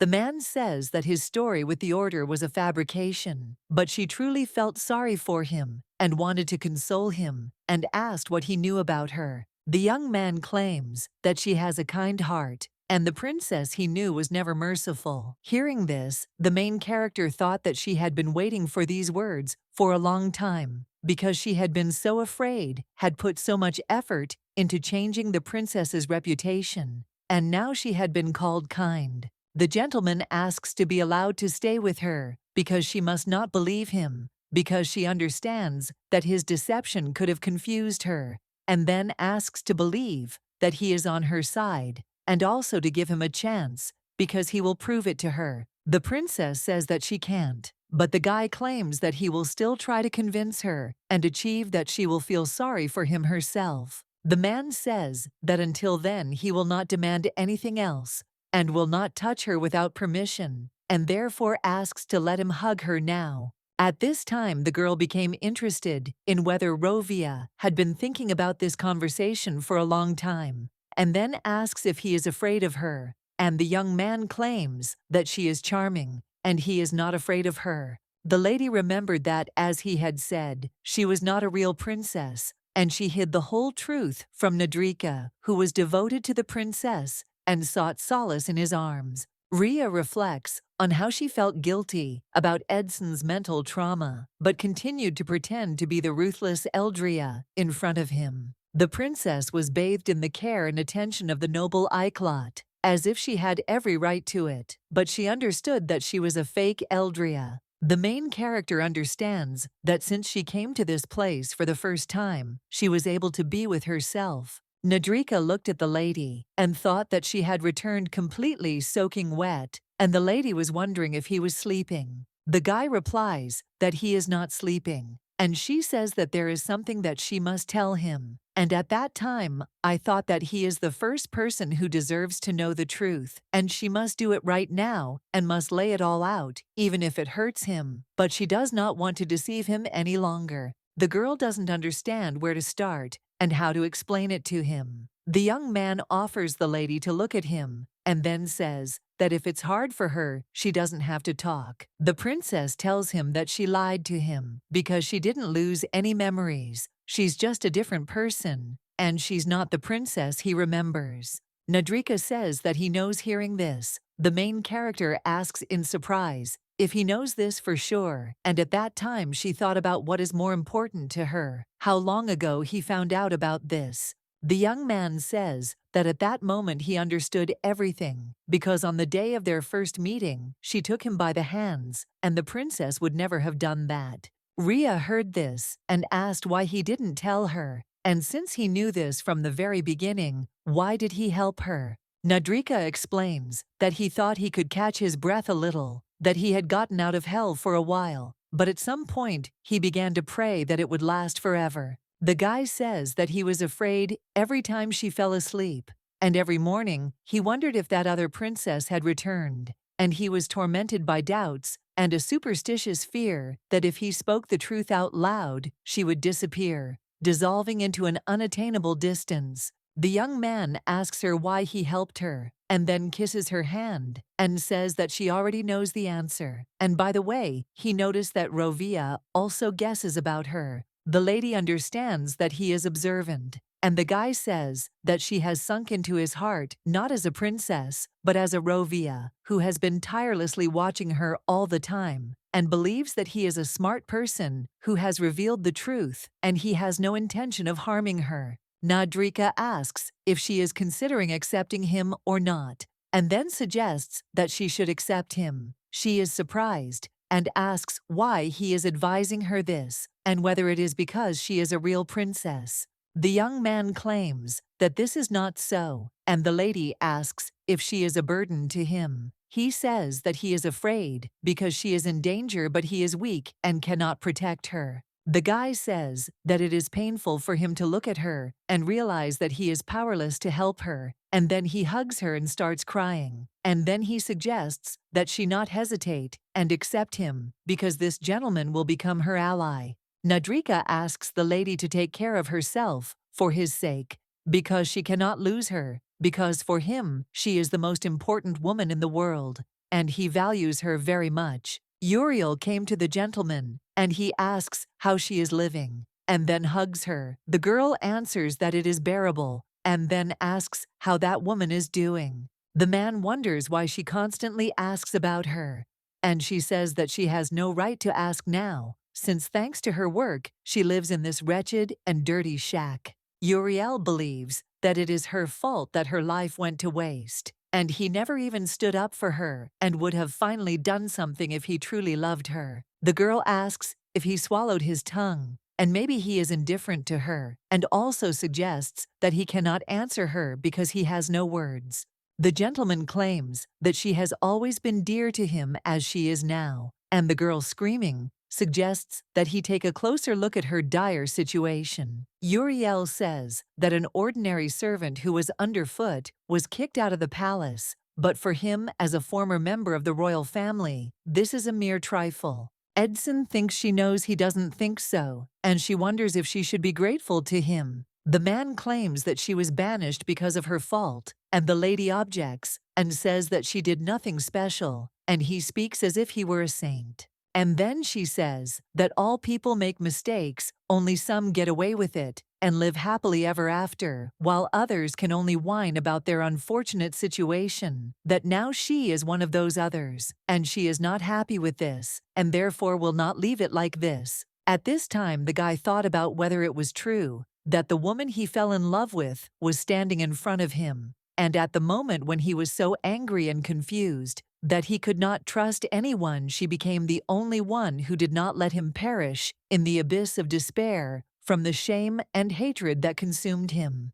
Uriel claims that she will not forgive her, and Edson suggests that it would be better to forget about the princess because they could go somewhere and live far from the palace. The gentleman announces that he has officially become a knight and will now receive a salary, and this money will be enough for a comfortable life, even for an aristocrat on the outskirts. Edson understands that this is enough for him, and at that time he thought about the princess, who told him to forget and keep his distance, not too far and not too close, but just enough for each of them to go their own way. Uriel asks if he's telling her to forgive this woman, and also wonders if he's laughing in her face, and the guy reminds her that he said it's better to forget, and then asks what came over her. At this time, the girl thought that he was acting as if he had already forgiven the princess, and considered him a noble fool even in his hatred, and this made her sick.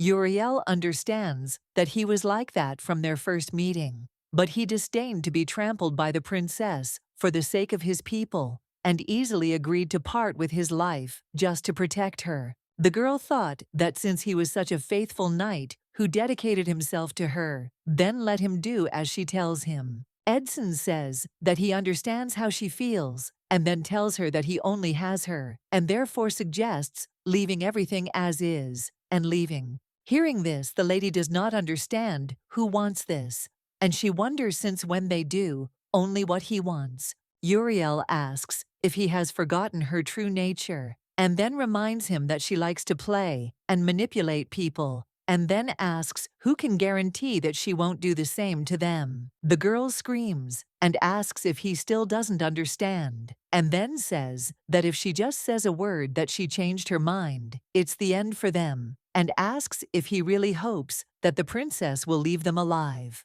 At this time the guy thought that this was possible, but at some point Uriel, who seemed to never change, and the princess changed, and he himself was no longer the same as before. The girl says that if he doesn't believe her, then let him kill this woman for her sake, because then she can run away with him and forget everything. The system notification says that she has made a request that is currently higher than what is allowed by Edson Volodu, and if he does not withdraw the request, his interest level will be permanently reduced by 80%. If she withdraws the request, there will be no changes, and the reduced level of interest will not be replenished again. And the answer options are: maintain the level of interest in endure the penalty. Uriel says that she is not asking to do it right now, but he must be ready for it. Edson thinks that he has spoiled her, and she hugs him and offers to take responsibility for it. And at that time, she thought that she doesn't know why and how she got here,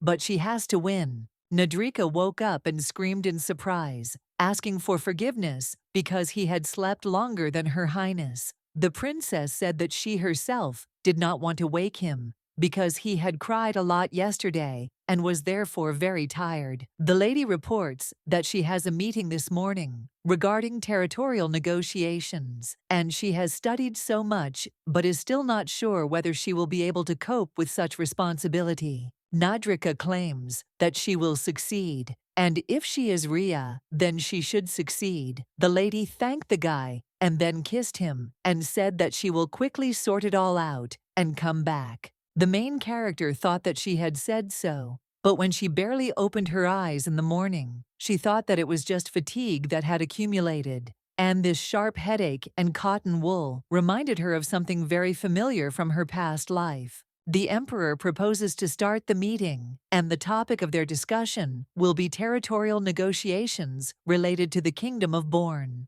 And at this time, the girl thought that she had caught a cold. In fact, this meeting is an official meeting in which she takes the position of a responsible person and will try to take advantage of the situation and achieve what she has planned. Rhea says that before discussing the main topic of the meeting, she would like to clarify one issue, because she is concerned that Sir Faces was not among those who were awarded awards for military merit, and then asks what is the reason for such injustice. The princess realizes that this is the answer to why the hiccup was not at the ball in honor of the victory celebration. The minister asks if he is not Her Highness's concubine, since he believes that concubines cannot be granted titles or lands, since this is a long-established tradition and not without reason. The main character thought about the fact that as far as she remembers, he is the chancellor of this country, and then asks what his reasons are. The marquise believes that the country cannot be governed well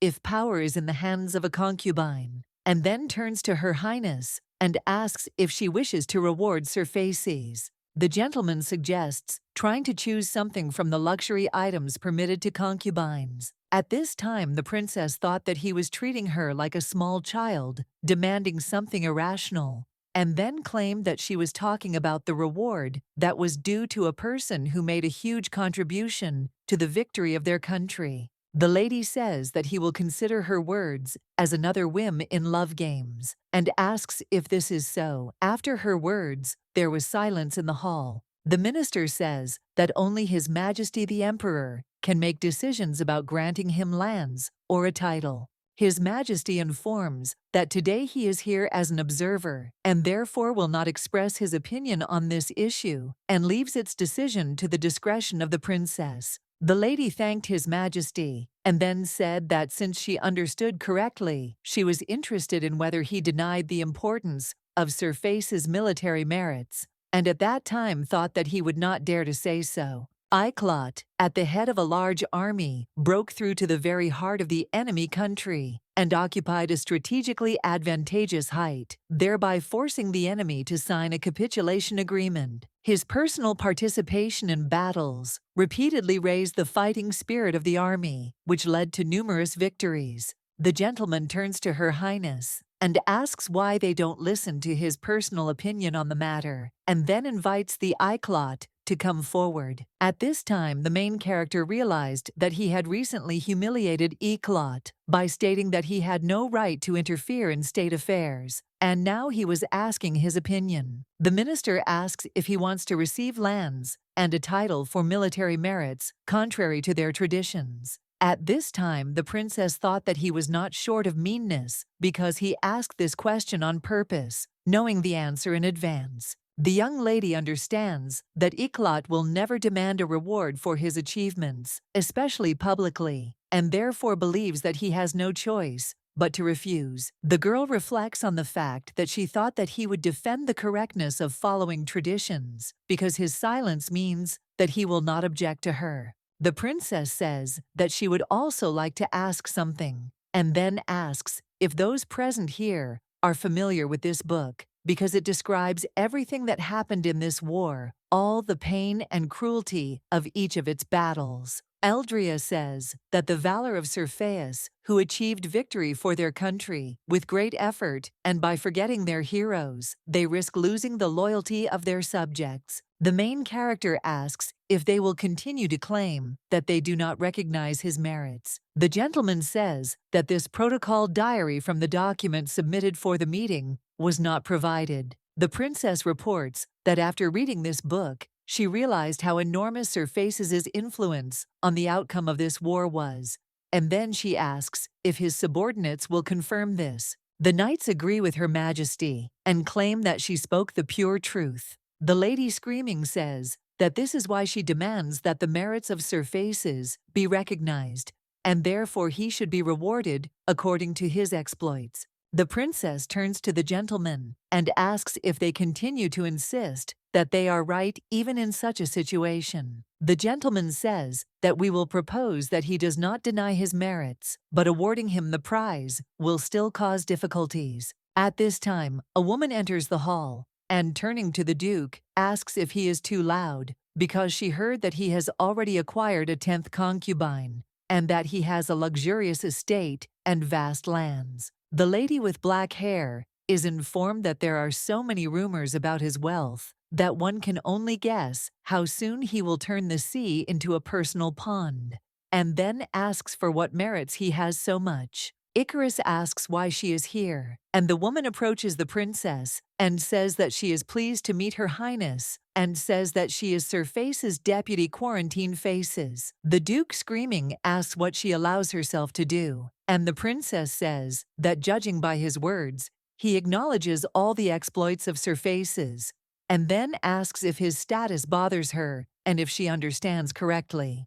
Raya says that, in other words, if he were not her concubine, he could have received real recognition and a reward worthy of the Duchess of War, and then asks if she is right. Duke Og says that it is so, and the princess says that if only this is an obstacle. Right here and now, in the presence of His Majesty, she declares that from this moment on, Eclot Faucis has been officially stripped of his status as a concubine. The man tells the gentleman that it seems he has completely lost his head because of this woman named Uriel, and the only suspicious action is that she was visited by a maid with whom she apparently communicated while working in the palace. The master asks if he can find out the name of this maid, and the servant says that it would be easier to find out if this maid appeared, but for now he will try to find out what they say. Rovia orders that everything be reported to him, without exception, and that not a single detail be missed. Edson saw the gentleman. He asked what he was doing here, and he replied that he came to ask why he didn't run away. Rovia asks if he is interrupting in a hated country of his own free will, and then he says that he would like to hear at least one convincing reason. The gentleman asks if he has any hidden intentions, and the prince claims that he has no right to question him. Rovia asks if Uriel is keeping him here. Edson asks why he is bothered by this, because he thinks it is none of his business, and he is sticking his nose into other people's business. The guy with blonde hair asks if he still hasn't realized that she's up to something, and also wonders if he really doesn't notice or is just pretending. Edson tells him to shut up, and the young man asks if he really still trusts her. The gentleman claims that either Uriel or why he didn't leave her like he did. Hearing this, the guy asks in surprise if he left her, and then explains that first of all, she was never his. Rovia says that if he loves her, then let him leave her at any cost, and not commit any rash acts himself if Her Highness is not indifferent to him. At this time, the main character thought that finally this meeting was over, and she realized that she tried not to show it, but compared to the morning her condition had sharply worsened. However, the girl understands that it is good that she managed to convince them, and now the title of Iclot has been restored, and the issue of territories has been resolved. However, she did not expect that they openly opposed her, and therefore it would have been difficult without this book. The main character remembers how the maid tells her, the princess, that one night has been causing a stir since the morning, and he says that he must definitely see her. The man fell to his knees before the lady and said that his name was Dasis, and that during the military actions he acted as a protocol clerk for Mr. Iclot and for part of their army. The knight turns to Her Highness and claims that she must see this book. Eldria knows that at the very last moment she had to read this protocol and think about what to do next, but she would like to get to the room as quickly as possible before anyone noticed her painful condition. At this time, Eclot asks the princess why she did this, and at this time the girl thought that he was not visible, so she thought that he had left earlier with the Marquis's face. The gentleman wonders if she has decided to leave him, The lady explains that he misunderstood her because she has never thought of leaving him before now or in the future, and then asks if he believes her. Eclat assures that he believes, and the lady asks why he thought so. He replies that the lady deprived him of the status of hostage, and Ria explains that she wanted to thank him in this way for his oath and loyalty to her. The princess asks if he is not happy because he believes that now he will be able to restore his position in society and get everything he deserves.